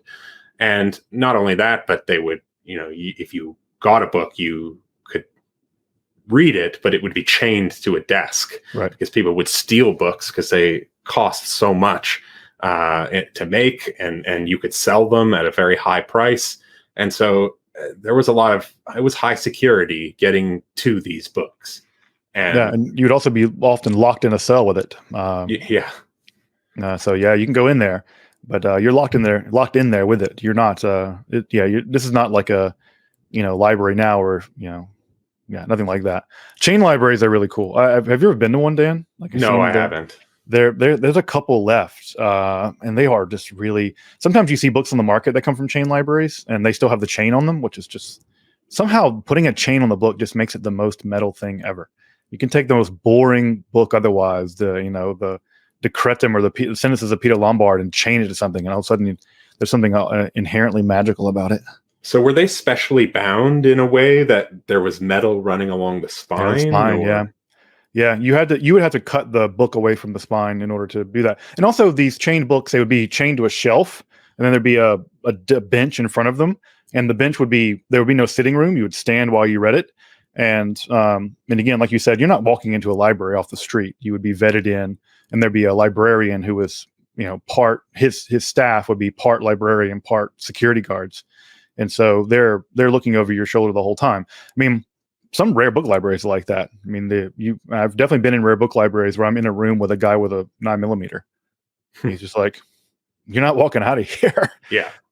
So yeah, people don't really realize now that we take books for granted because you can get them for $3 or whatever. But even relatively brief books back in the day, they could cost a year's wages. Yeah. A really good book on this subject, if you're interested, is called Magic in the Cloister by Sophie Page. And it's all about this stuff. She studied at I think it's St. Augustine's library. And it was the largest library in Europe. It was 2,000 volumes, which is hilarious. That's not very big. And eventually it wound up in John Dee's library.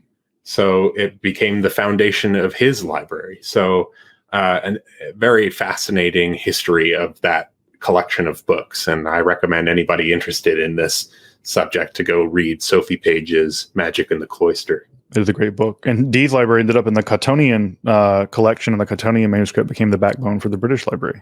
So it's funny, like these, and of course, a lot of Dee's books are also the ones they got from looting the cloisters after they were all destroyed. All right, you want to move on to 21? Sure. Yeah, I guess I can do it. The 21st, that images made of bronze, lead, or gold, or white or red wax, or other material, when baptized or exorcised and consecrated, rather, execrated, as prescribed by the same arts, these have tremendous powers on those days of the year described in the books of such arts. This is an error in faith, in natural philosophy, and in true astronomy. So I'll let you take the Pseudo-Dionysius. Yeah, sure. Yeah. So first off, this is clearly Picatrix or similar books of astral magic. So we're talking about ritual timing and specific images that are described in Picatrix, like images made of precious metals or lead or wax images or even paper, and that you do these at certain times, specifically depending on what the astral configurations are. And they're saying this is an error. And it's not only an error in the faith, it's an error in natural philosophy, that this is not how the planetary bodies function. And then it says it's an error in true astronomy. And what is meant here by astronomia vera, that's a coded way of saying the heavenly hierarchies of Dionysius. So Dionysius the Areopagite, he wrote he wrote about the super celestial world. So in this cosmology, we have the terrestrial world, then we have the celestial world, which is where all of the planets and the stars are, and that's where this magic is tapping into. And then you have this third layer above everything. So this would be like what Agrippa's third book of occult philosophy deals with. And that is true astronomy. The idea is that there is an even higher level above the celestial world that is the super celestial world. And that is where the real divine power lies. So if you are trying to draw on divine power from the celestial world, you are mistaken, because it's not the optimal way to get your blessings, if you will. Right. Yeah, and also I think that, they're also just going to say that the planets don't,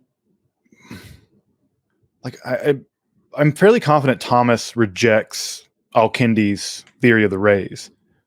Like, I don't think that they're living in a pseudo-Al-Kindi. Yeah, pseudo-Al-Kindi. Yeah, so says that French guy. I tend to agree. I don't think that it doesn't. I don't think it's Al-Kindi, but I think he makes a compelling argument that that's not really Al-Kindi. But whoever wrote on the stellar rays, The mechanism that they're using to understand the world by the 14th century is a very Aristotelian mechanism, where you have this system of crystalline spheres that are being pushed by the unmoved mover, i.e., God, and the movement of the spheres is a completely natural phenomena. There's nothing there. There's no like emanatory angels pushing things around anymore, and so the mechanism is much more Ptolemaic, much more Aristotelian. And I think by the 14th century, even by the middle of the 13th century, that they're just rejected the idea that there are these spiritual intelligences up there moving things around. And so I think that the idea also is that the only way for there to be bronze or lead or gold infused with planetary magical stuff is if there's something like the stellar rays operating, and they've just rejected that as part of natural philosophy.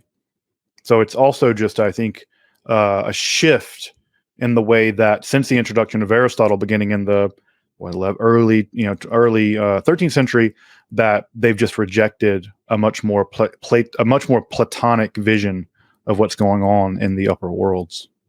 Yeah, like a populated cosmos. Mm-hmm. Yeah, I mean the population of the cosmos has definitely dropped with Aristotle. I mean, it's amazing. Maimonides, I mean, he just really just guts the universe. You go from dozens and dozens of angels to like there are literally 9. That's it. There are 9 angels, no more, low less. And I think that insofar as Maimonides is on that train, I think Thomas probably was too. There are significantly fewer. And I think of someone like Pico della Mirandola, who wrote extensively against astrology. Mm-hmm. And one of his big arguments was actually a humanist argument as to why all of the pseudo-Aristotelian works were not truly by Aristotle. Because he says, look, if we go back to all of the works of Plato and Aristotle, those works, there's no mention of astrology in them. Right. And so all of this stuff must be a later development. Right. Yep. And I think they're closer to the bone here in many ways to the actual reading of Aristotle than what gets introduced later that becomes very popular. It's amazing that people really did believe all that stuff, theology of Aristotle and all that was the Liber de Causis, that it must have just been a moment in the 15th century where they just kind of blinked their eyes and realized that's not Aristotle. I think a lot of people were sus along the way. Yeah, they were. And like Maimonides. Oh, Maimonides definitely was aware that like the Liber al Istimachis, which is one of the pseudo-Aristotelian Hermetica, he's like, these are attributed to Aristotle, but there's no way that it's Aristotle. And I actually think that Pico probably got this idea, if not directly from Maimonides, then secondhand from Maimonides. Yeah, I mean, even just read some of them. I mean, like read things like the Liber de Causis, and you're like, also, I think we read Aristotle now totally differently. If you take even an undergraduate level class on Plato and Aristotle, you read him completely differently than the ancients did. Even what we read is not what the ancients read. Like, no one's reading the Alcibiades anymore, and that's what everyone read back then. So, all right. So we'll get too far afield. Okay. Vicesimus secundus. Quod uti talibus et fidem dare non sit idolatria et infidelitas. Error. The 22nd, that it is not idolatry and infidelity or unfaithfulness to practice such arts and believe in them. This is an error. This one's pretty self-evident. I don't know. It's like, no, this is idolatry, and even just believing in them is idolatry. And it's weird that they even need to say this one. It's like they're trying to cover all their bases or be very thorough. Right. It is odd that they felt the need to. I mean, this is basically the summary one for the whole thing, but I guess whatever. Yeah. They didn't have great editors back then. Yeah. And there was redundancy was no mistake for them. Right. All right. So that one's relatively should be self-apparent. The 23rd, that some demons are good demons. Others are omniscient. Still others neither saved nor damned. This is an error. I think this is just a pretty straightforward idea that, one, that there are no good demons. Demons are always bad. Again, this is not the world of daemones in the Greek sense. That ship has sailed. So there are no neutral daemones anymore. Spirits are either good or damned. That none of them are omniscient. That is uniquely, of course, the purview of God. It's interesting that this was not just also an error and blasphemy. It seems like believing that a trait proper to God could also be proper of a demon would not also be constitutive of blasphemy. Although I don't know, no, omniscience is not just propria for God. It is in fact one of the necessary conditions. It's not just a one of the propria. And still others are neither saved nor damned. No, they're all damned. Yeah. So, and this one also, I think, refers right back to Augustine, City of God, Book 9, for whom there still was very much this idea of, daimones is simply spirits, and there are spirits of various orders. So in his cosmology, even the gods of the pagans, it's not that they don't exist, it's that they are spirits and they are not the highest god, so they're not gods. They're daimones. There are other ranks in this cosmology, like heroes, which are exalted souls, and they're not quite human, but they're not quite gods or daimones either. Right. Yeah, and I think that, that he's still living in a very Roman context. I think by now, I would say. I mean, aside from people reading Augustine, I can't imagine anyone in any scholastic is thinking to themselves, there really are spirits of Zeus, and they're just going to say, no, they're demons that act like Zeus or whatever, but Zeus is not really real. That one's a hard one. That one's difficult. Because if you read Ficino's 3 books on life, for example, he's clearly talking about the Greek gods, and he's not. I think they were more in vogue then. Yeah, I think they had come back into vogue then. I wonder in the scholastic period, I'm trying to think in Summa Contra Gentiles, because I think Thomas talks about other spirits, other creatures there. But yeah, I don't think maybe the Europeans are dealing with different categories of spirits. Like in Paracelsus, you have all these weird spirits that he deals with, and maybe some of the more like indigenous European gods that are still being talked about, maybe really early on, like by the in the Canon Episcopi and stuff. But I think they just, if I remember back to the Canon Episcopi, they just say, no, Diana's not really a real thing. It's just a demon pretending to be Diana. Yeah, there's not really. These people were just systematically wrong. And then I think of something like the Arbital, which has the Olympic spirits, which are not the Olympic gods. They are the subordinate to the Olympic gods. But it kind of contradicts itself in places about where the translator or the author stands on that issue. So I think it's complicated, and I don't think there's a one size fits all answer. You'd have to go from author to author or person to person to get people to get the opinion on it. Yeah, it would be interesting to know, like, to go back to some of these guys and see where they put these beings, if they were simply non-beings with demons pretending to be them, or they were still somehow actually existent beings in the world. Because I know Judaism just says they're not really real. Yeah, they were just never real to begin with, or that Zeus is sort of a debased version of Yahweh or something like that. But they weren't really real at all. I'd be interested to see where, like in the Summa Contra Gentiles, where Thomas puts them, if anywhere. All right. Any more on that one? No, I think that it's pretty straightforward. I mean, do you know any texts that claim that demons are omniscient? No, but I think that if I remember correctly, this goes back to Augustine Book 9, where it is discussed, why would you go and appeal to a demon for knowledge, let's say, who doesn't know everything, whereas you could appeal to God, who does. Right. Yeah, I mean, also I think that I'm thinking of those sections where like in Molitor and De Lamia, right, where the demons just know a bunch of stuff, and they're just old, and they've just learned this stuff because they're really old, or they can fly up really high so they can see very far away, and they kind of know what's coming. So they have like pseudo predictive power, but no real predictive power. But yeah, it is interesting. Yeah, that's definitely something that gets discussed, is that they have knowledge, but it's not it's deceptive knowledge. Right. It's not used towards constructive ends. Right. Which is interesting because that's very different in, for instance, Judaism, where the Shadim demons in Judaism actually can see behind the veil, the parochet, where God is, and they can actually listen to what's going on back there. And you can like use them as a spy to learn what's happening.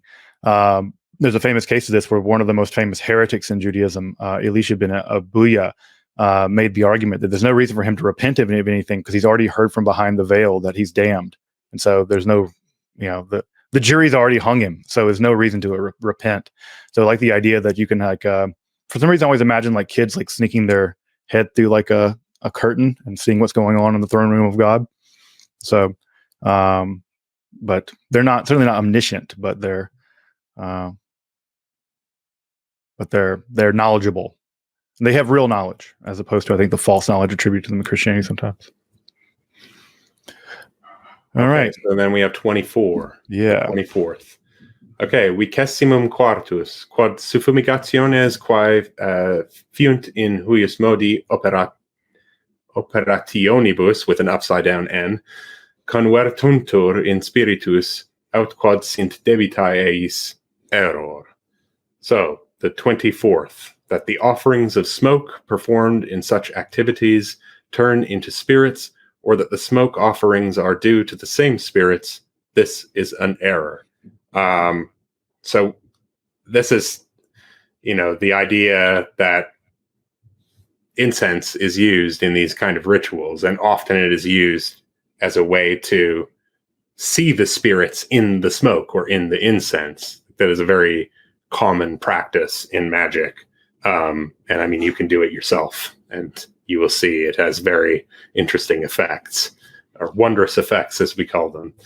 And this is not kosher. It is an error. And so I don't know what more there is to say about this that we didn't discuss yesterday in the passage on therifications and suffumigations. But this is, again, is just a direct attack on books like the Picatrix, which rely very, very heavily on incense in the rituals, especially as a medium through which the spirits act, right? Because they are subtle beings that live in the air.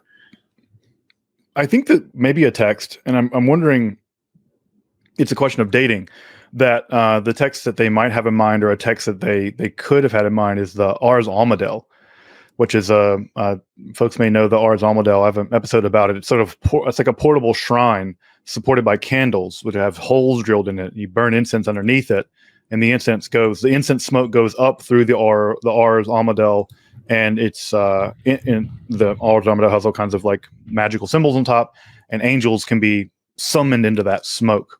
And so that's a pretty classic example of a mechanism by which one can summon angels using incense. So here it's talking about demons, but I can imagine it could cut both ways, that you could use this sort of portable shrine to do that, which is, people are making it. Dan, you can buy like an Almadel, like the actual. Yeah, I mean, Frank Klassen and David Pareca they 3D printed one, and I just posted a link to it in the private chat here. I don't know. That's hilarious. Maybe you could put it in the show notes or something. Yeah.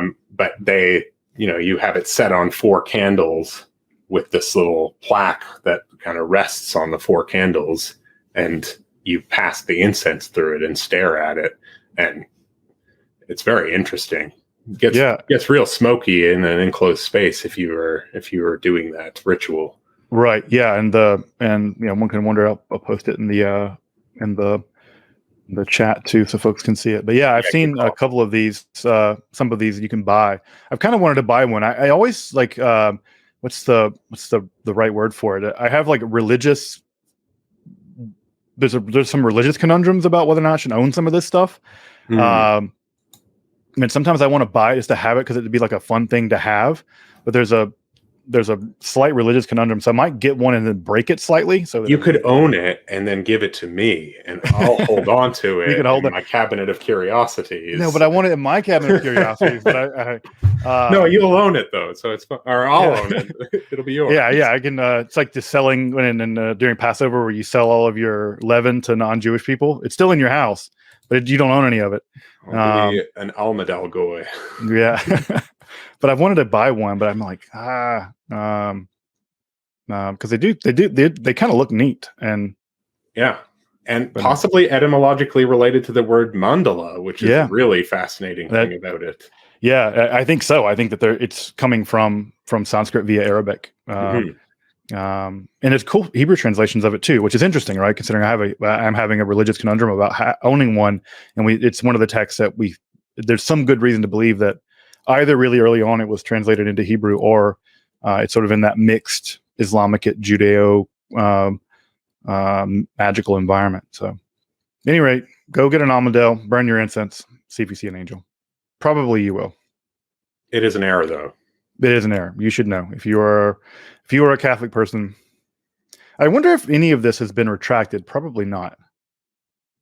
Yeah, I don't know. It's not like it's being issued from the papacy. It's just the faculty of Paris. Right. So I don't know. Like, is what the faculty of Paris binds, is that bound at all levels of the church? Probably not. Probably not. But I'm pretty sure if you were to take this to your local priest and ask, "Hey, can I do any of this?" They're not going to be like, "Yeah." Yeah. I can't imagine. I mean, it'd be curious to know what the modern canon law is on stuff like this. Like, I wonder how recently that stuff has been updated. But yeah. I mean, I do sometimes see announcements from the Vatican about things like yoga is bad because although for some people it's simple exercise, it can at some level become idolatry of the body. And so you get very similar injunctions or prohibitions based on a similar logic that something becomes idolatry by focusing on it too much. Yeah, it makes total sense. I mean, we still have the same thing in responsa literature. I'd be curious to know. I mean, I haven't looked at where the index of canon law is. I'd be curious to see. I mean, I imagine you're not going to use Ars Almadel as like a legit Catholic thing. I'm pretty sure you would get in trouble. But consult your local priest. That'd be curious to see what they say. Mm-hmm. Maybe get a hip priest. All right, we're coming down to the end, folks. All right, the 25th. That one demon is king of the east, and mainly by his merit, another of the west, another of the north, another of the south. This is an error. This is just a common trope in ceremonial magic, that you have various kinds of demons that rule various directions of the world, and by orienting one's magical circle in various directions, one can appeal to those demons. Demons of East being, as this text says, again, this shows you they're reading this text because they know that that's a thing, and in fact, it is a thing. And so the idea that there are these demons that rule in the various directions is an error. It's interesting also that it's an error but not a blasphemy, considering you would think that this is sort of like fake kings or whatever. But and again, it's amazing how persistent this idea is. The watchtowers of the various directions and stuff like that is still a pretty recurrent theme in contemporary magic. Yeah, and the angels of the four directions is fine. Right. Like, so they're not saying there's an issue with that. Of the four archangels, for example, what they're saying is that there are demons doing this is not fine. And what I find particularly fascinating about this document is that although things like Picatrix and the Solomonic tradition are different, there are different kinds of magic. Here, it's clear that the people writing this list are lumping them together and prohibiting, maybe not lumping them together. There almost is a conscious separation between the types of magic. Right. But that some aspect or another of one type of magic or another is being forbidden. So I find that quite interesting. It shows that the people who are doing the forbidding are actually reading these texts. Right. And not probably simply have a cartoon in their mind of what's going on. Right. And these are, yeah, like you said, these are very learned people. And I would, again, sometimes also one wonders, does thou protest too much? Like how much do they know about this stuff? Because it goes from being like really philosophical and abstract to being really specific all of a sudden. And again, one wonders to what degree the Magister sitting on the bench writing this, how many of them speak from experience? All right, I think the next two are going to get us into some avaristic territory. I think this is some hangover stuff from 1277. These are sort of the weirdest of the two in some ways, but I think they really are hangovers from the active intellect and so forth. Yeah, I think it's just hangovers from the old Averroism struggles of the late 13th century, which are interesting because it seems like they're hanging on even by the 14th at this point, which is interesting because you think that they would have made quick work of it by 1277, but apparently not. Nope. Still number one sites for Ficino, writing against Averroes. So I'll just read it quickly for those listening. Vicessimus sextus quod intelligentia motrix coeli influit in animam rationalem, sicut corpus coeli influit in corpus humanum, error. So I think this is trying to say also that there is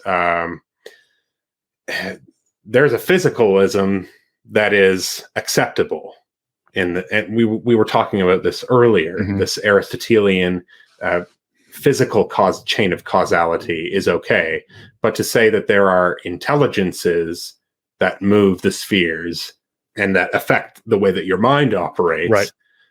Because that is a violation of free will. Essentially, you can't have functional free will if all of your thoughts are being controlled by the movement of planetary bodies.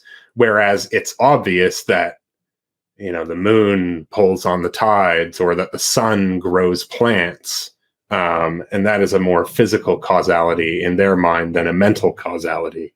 Right. And you'll see, I think, Pico as well talk about this a lot, that no one denies that the planets have an effect on the physical, but whether they affect your emotions or your intellect is another thing. Yeah, and also I think that one of the other worries about this whole business is that if it is the case that from God to you or whatever, or the angels as intermediaries or whatever, that if the active intellect or any intellects are flowing down, that might give you access to, you might be able to claim access to knowledge because your intellect is participating in a higher intellect. And I think the idea is, no, it doesn't work like that. And you can see this, in Maimonides, his theory of prophecy. You can see this, which Christians did not like, Maimonides' theory of prophecy. And even a more radical way, Abalatheus' theory of prophecy, where you actually practice techniques to open up your active intellect, to bind your intellect with the active intellect, and therefore gain a kind of access to the divine mind. I think they're wanting to prevent that kind of Neoplatonian, Abulafian direct access to the divine, because if you get that kind of direct access to the divine, well, why do you need a church? Why need an intermediary, right?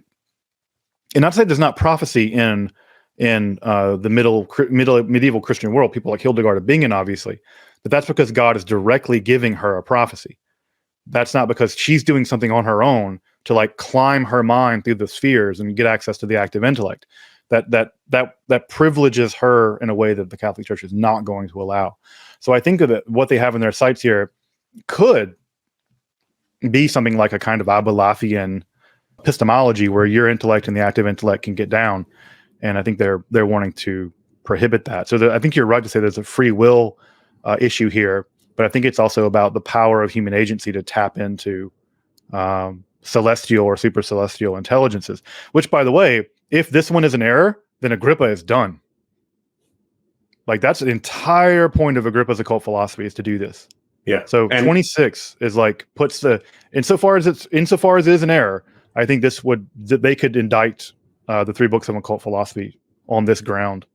It's the sin of Satan as well, right? Yeah. He wanted to elevate himself to be like the Most High, which is sort of like when you're trying to climb up learn everything there is to know so that your intellect can become perfected and become one with the active intellect. That is not the way that you become united with God. God has to reach down. And this is, I find, you find a lot of this in Pico, because Pico is trying to reconcile these traditions with Kabbalah. And he's saying, look, God extends his grace down, and you have to reach up. You have to reach up, and it's sort of like a beam of light that comes from the sun causes steam to rise or vapor to rise, and you need to be able to be like the vapor and rise, unlike a stone that does not rise. Right. Yeah. I mean, yeah. I think this is actually, I mean, I don't know about you, Dan, but the 26 and 27 to me are the most intellectually interesting. The rest of these are like really clear, straightforward condemnations of like hokey pokey ritual magic that everyone kind of knows about from the Middle Ages, as much as people know about this stuff. But it's interesting that at the very end here, they tack on these much more philosophical condemnations, which again, I think are hangovers from 1277. And maybe we should say something about that. So in 1277, there was a condemnation, one of several condemnations. There was one in 1220, and the one in 1277 is the most famous. But what they condemned was a radical form of Aristotelianism that was inaugurated by Ibn Rushd, Averroes.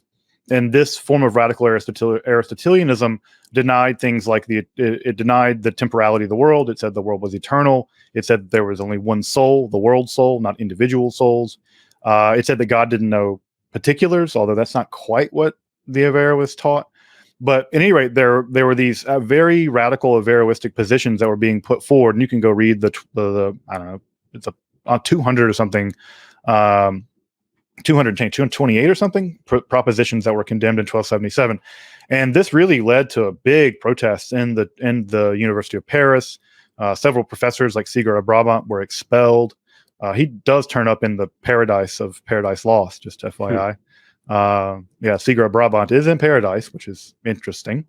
But at any rate, I think that these two are hangers on. They must be. It must be aspects. Sorry, do you mean Averroism. Dante or Paradise Lost? Yeah, Dante. He's in Dante. Okay. He's in the Paradise of Dante. Sorry.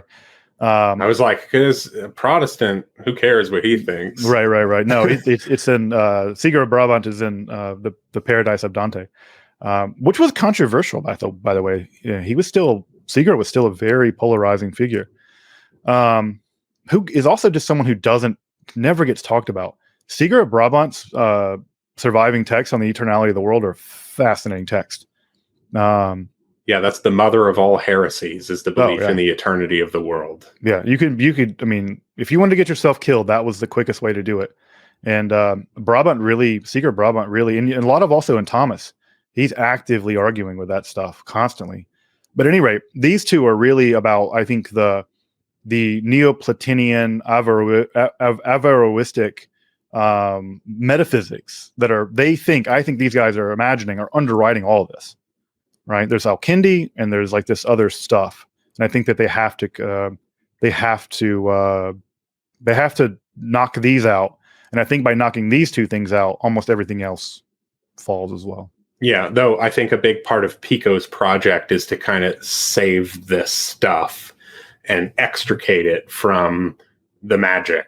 And I think that Kabbalah is one of the ways where he does that, or he uses Kabbalah in order to show, like, look, there is an ancient mystical theology, and it is very much about rising up to God and becoming one with God. And it is in Plato and it is in Aristotle, but everybody now is reading a corrupt version of Aristotle and corrupt versions or corrupt interpretations of these philosophers.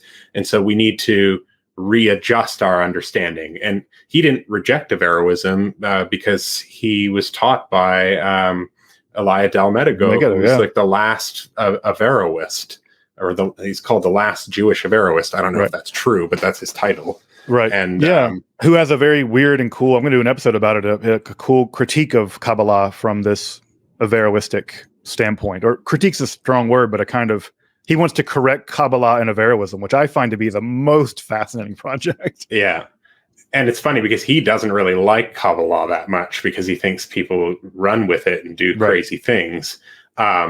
But what Pico comes to say is that there's a guy named John of Jandun who is responsible for all of these misunderstandings, and all of the schoolmen are following this guy, and this is why they're so angry at these ideas, because they've been misunderstood. So he's trying to fix that and reconcile these problems without bringing magic into the picture. Right. Or if he does, he's saying that magic is the summit of natural philosophy, Right. and is not necessarily dealing with demons or anything like that. Or it's definitely not. I mean, whatever. He calls that Goetia. Yeah, right. If folks are curious about this conversation, and if you want to go dig into this, if you want a book to read that really deals with this at length, that's really fascinating, is Ibn Rushd or Averroes's commentary on Aristotle's De Anima, which I don't know about you, Dan, but I think it's probably one of the most important books of the Middle Ages that no one reads now. Yeah, because it's so hard to understand. Oh, it's so difficult, and it's so long. Yeah, it's a brick. But I always tell people that if you want to get into how all of this works, you have to get into the commentaries on the active intellect and how the active intellect works, because there is no Agrippa, there is none of that. The active intellect was a core philosophical component of the entirety of all of this. And it's a concept we no longer talk about, and it no longer functions in contemporary philosophy at all. But it's really where it's really mined and polished is in Averroes's commentary on the De Anima.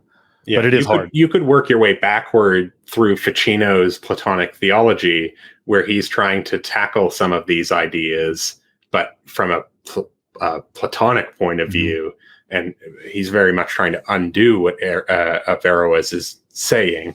But that's one way of doing it, is instead of just jumping into it, you can work your way back through something slightly more familiar.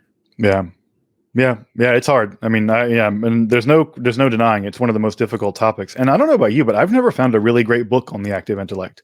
There's like a really great book about the active intellect and some Muslim thinkers, but I've never seen sort of a definitive history of this concept. No, not that I know. I mean, I'm sure there is one, but I haven't read it. A lot of the stuff I get on the active intellect is through people like Abulafia. And, Yeah, I would just love to see an actual, like, straight up, definitive history of this idea, because I do think it is much more important than people realize. Maybe one of the most important ideas of the Middle Ages. I think I've said it before on this show, but reject Akashic records, return to active intellect. Or like the collective unconscious. Like the active intellect is so much cooler of a concept. Yeah, you can go there and become it, and then become Metatron. Yeah, commune with it. Yeah, and get transformed into an angel and see the future and become a fifth dimensional being, or all kind of stuff. Yeah, the active intellect is the bee's knees. All right, Dan, you want to take us home? So just read this last one, 27. Yep, I think that's it.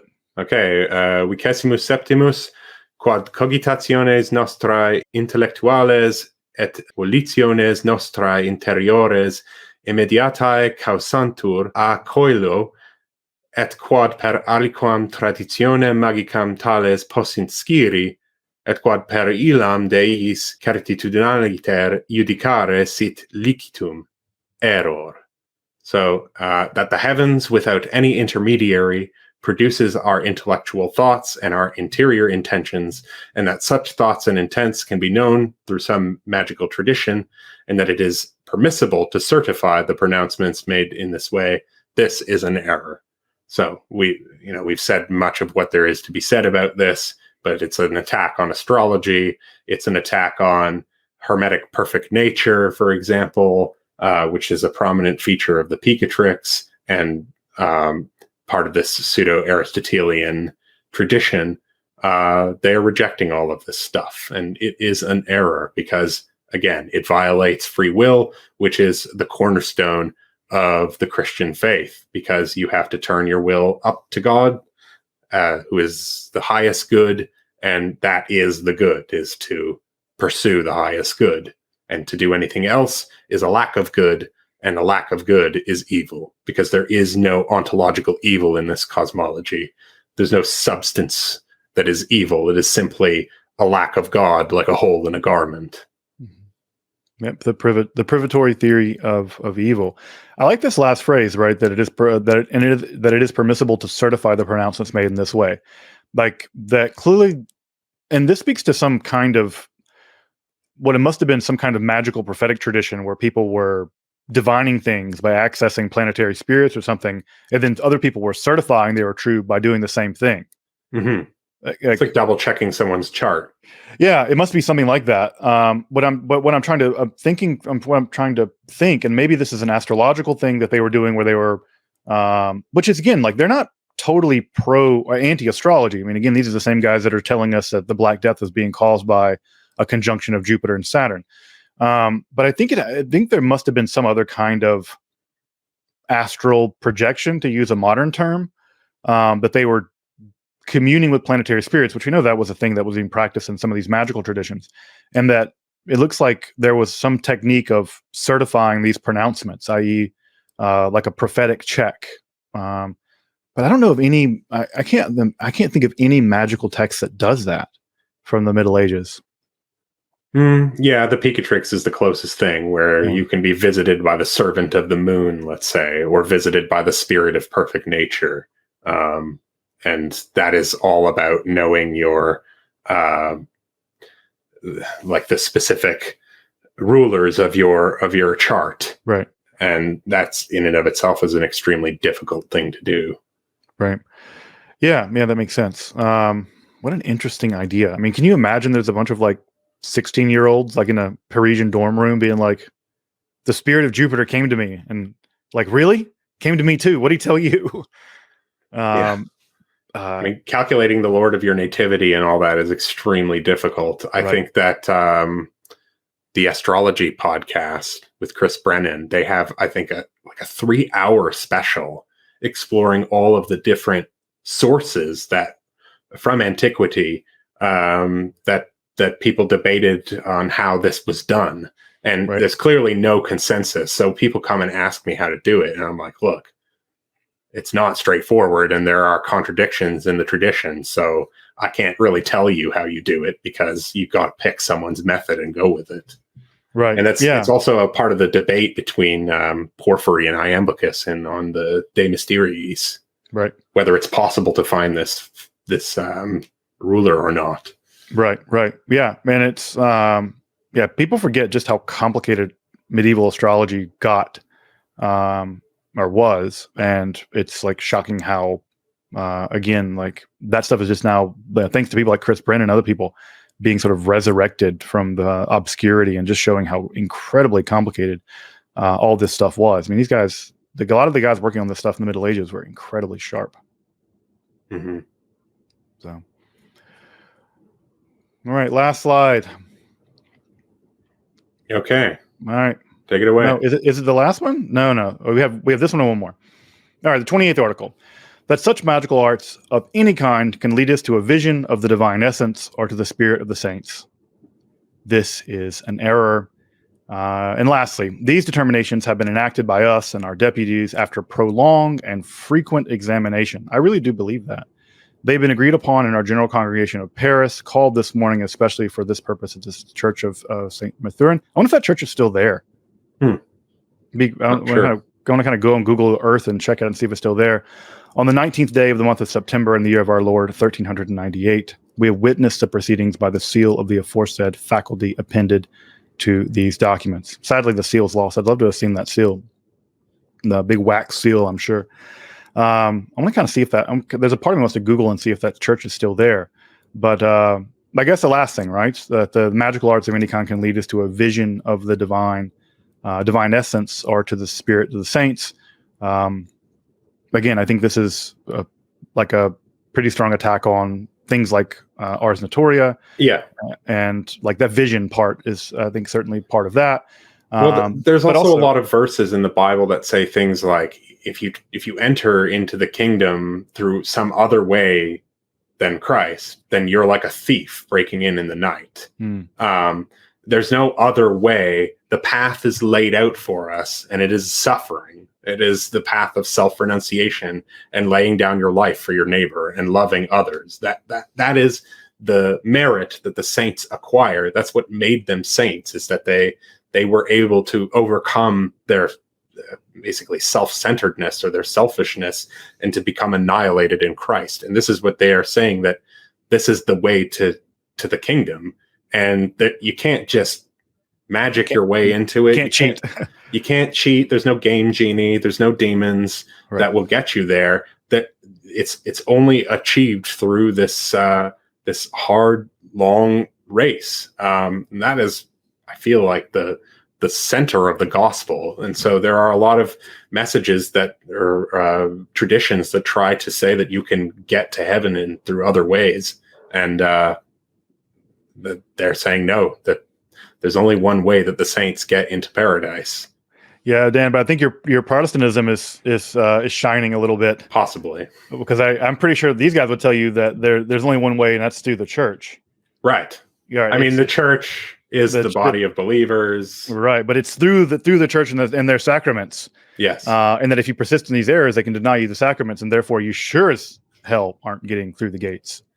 So yeah, I think it's that it's they're deeming this heresy because clearly these guys were trying to use magic to short circuit what is by all rights bequeathed to you by the grace of God, and they're saying no, like there's no way to cheat. It's through through faith in the church and through the sacraments that one is able to achieve these kinds of those are the milestones magical feats for you, right? And I think they would even say, like, yeah, you want to do miracles, you can do miracles, sure. Like people do miracles all the time, but they don't do them because they're putting angels in crystals or gems or seeing demons in smoke. So I think it's like an alternative vision, like, hey, you can't short circuit this, and if you really want to have access to this kind of power, you can actually get access to this kind of power. Mm-hmm.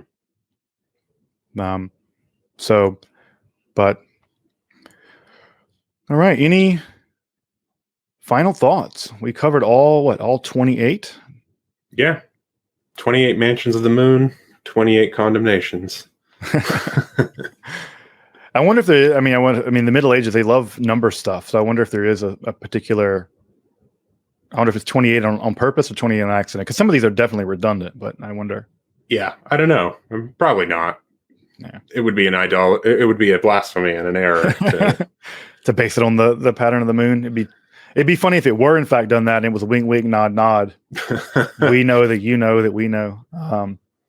I'm sure someone will read it that way. They'll take the first and last letter of each paragraph and then string them together and add some vowels in and decode the secret message. Yeah, it really. If you find a secret message, please let us know in the comments. Yeah, definitely. It'd be funny if it were error. They knew you would go try and look for something like this, or like the weird stuff. Like sometimes, like you said, I think there's a couple upside down ends in here.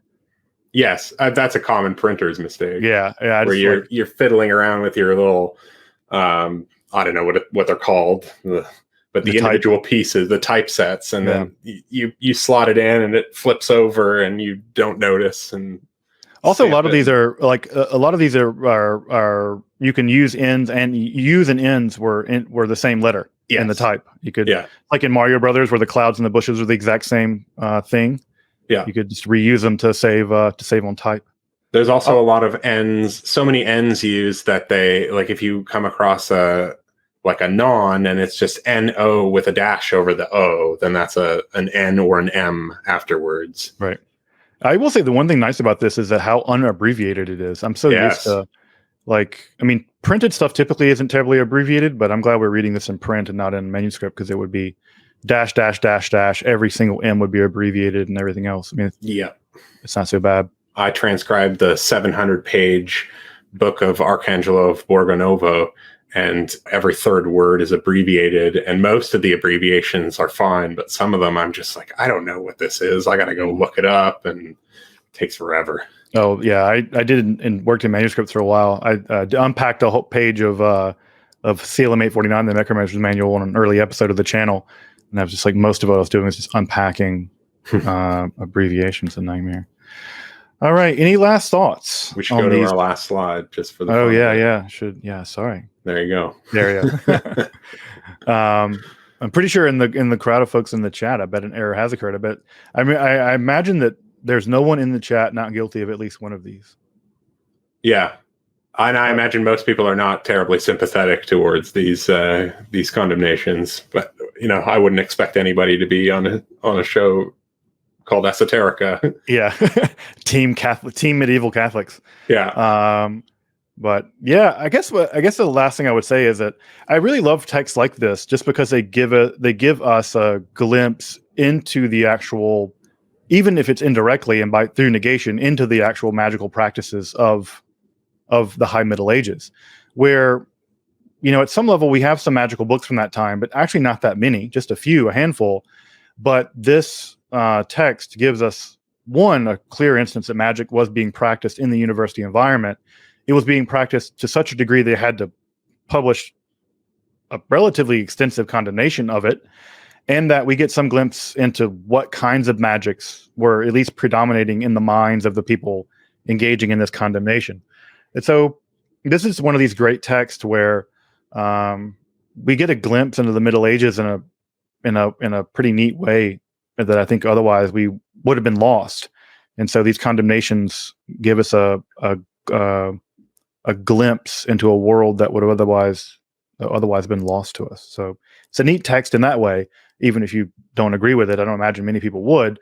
But also, I think another thing I will say is that what's also really cool about this text is unpacking it. And that's why I really wanted to do a commentary with you and I, is that, we have a pretty good grasp of the kind of things going on at this time, and seeing just how much the text is kind of the tip of a much bigger cultural, intellectual, theological milieu.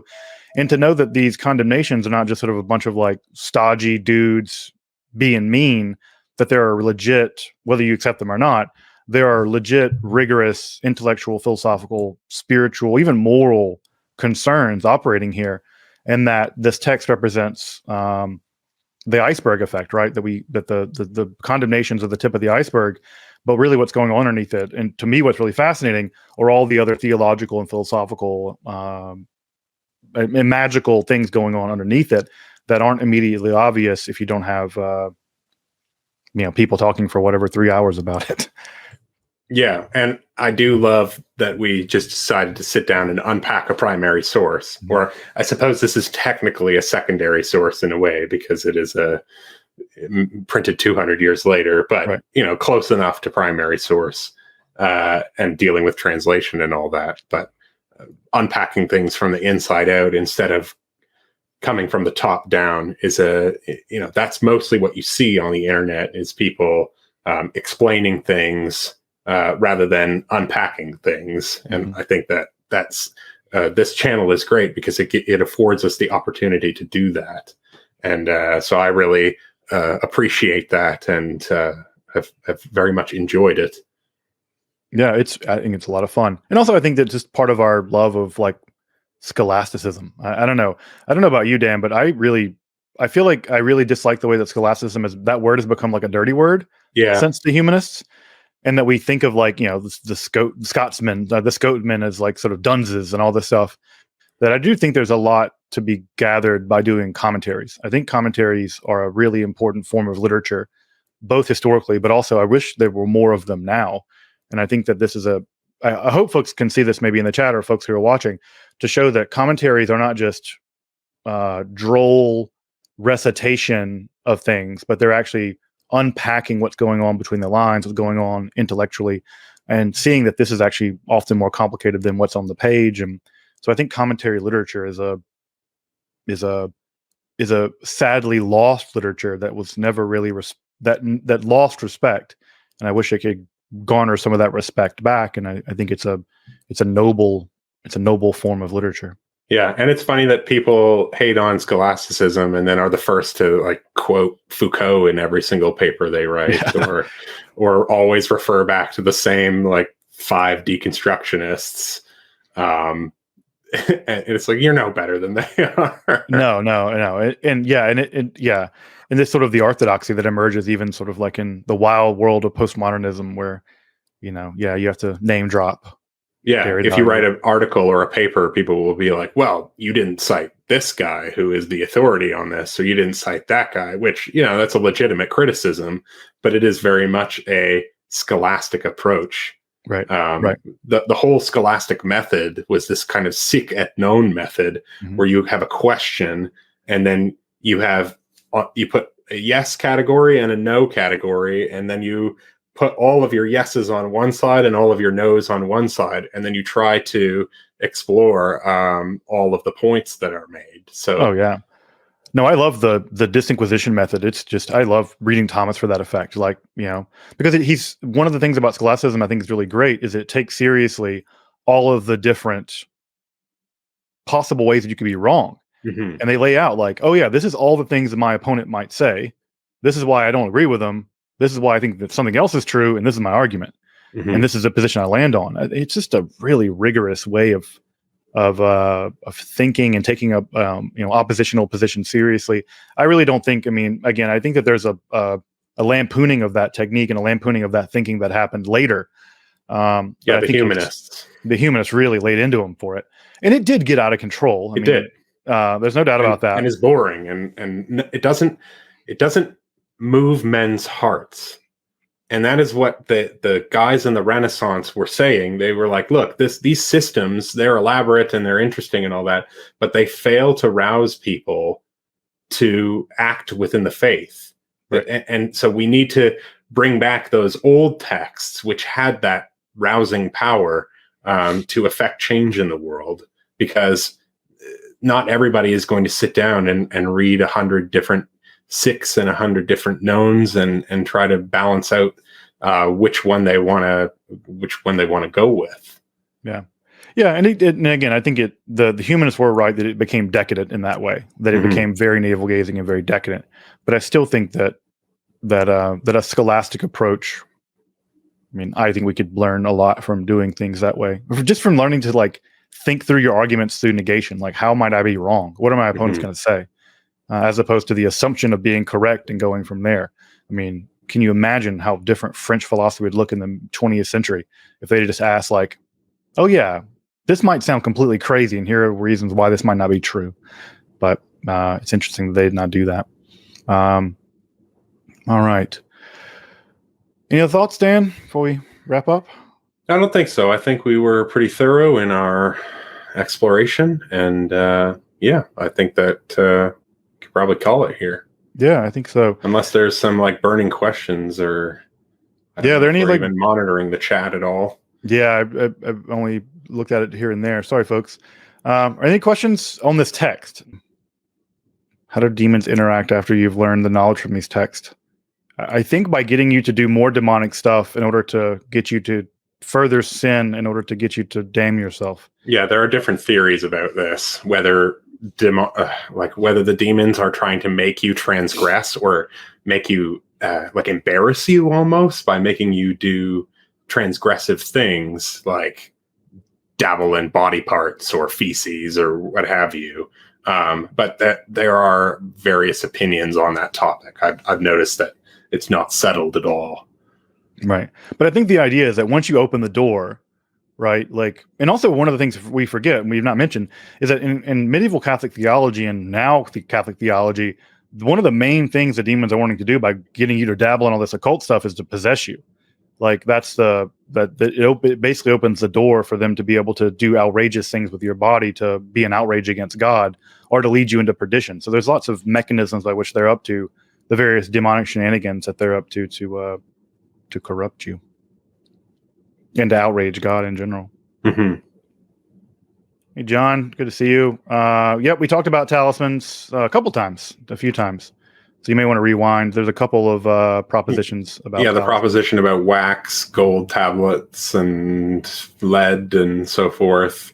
I mean, the gist of it is an error and a blasphemy. Yeah. Let me see some other ones that are specific. Let's see. Not quite sure what I don't know if demons know that you know. I think that is something that is often said that they are not omniscient. Yeah, they can't read your mind for Mhm. sure. Not. Yeah, that would be a violation of your free will. Yeah, they can't. They can't read your mind. Hence, why you need these specific operations that make it easy for them to come into this world. I mean, they're already in this world; they're just invisible Up there, flying around.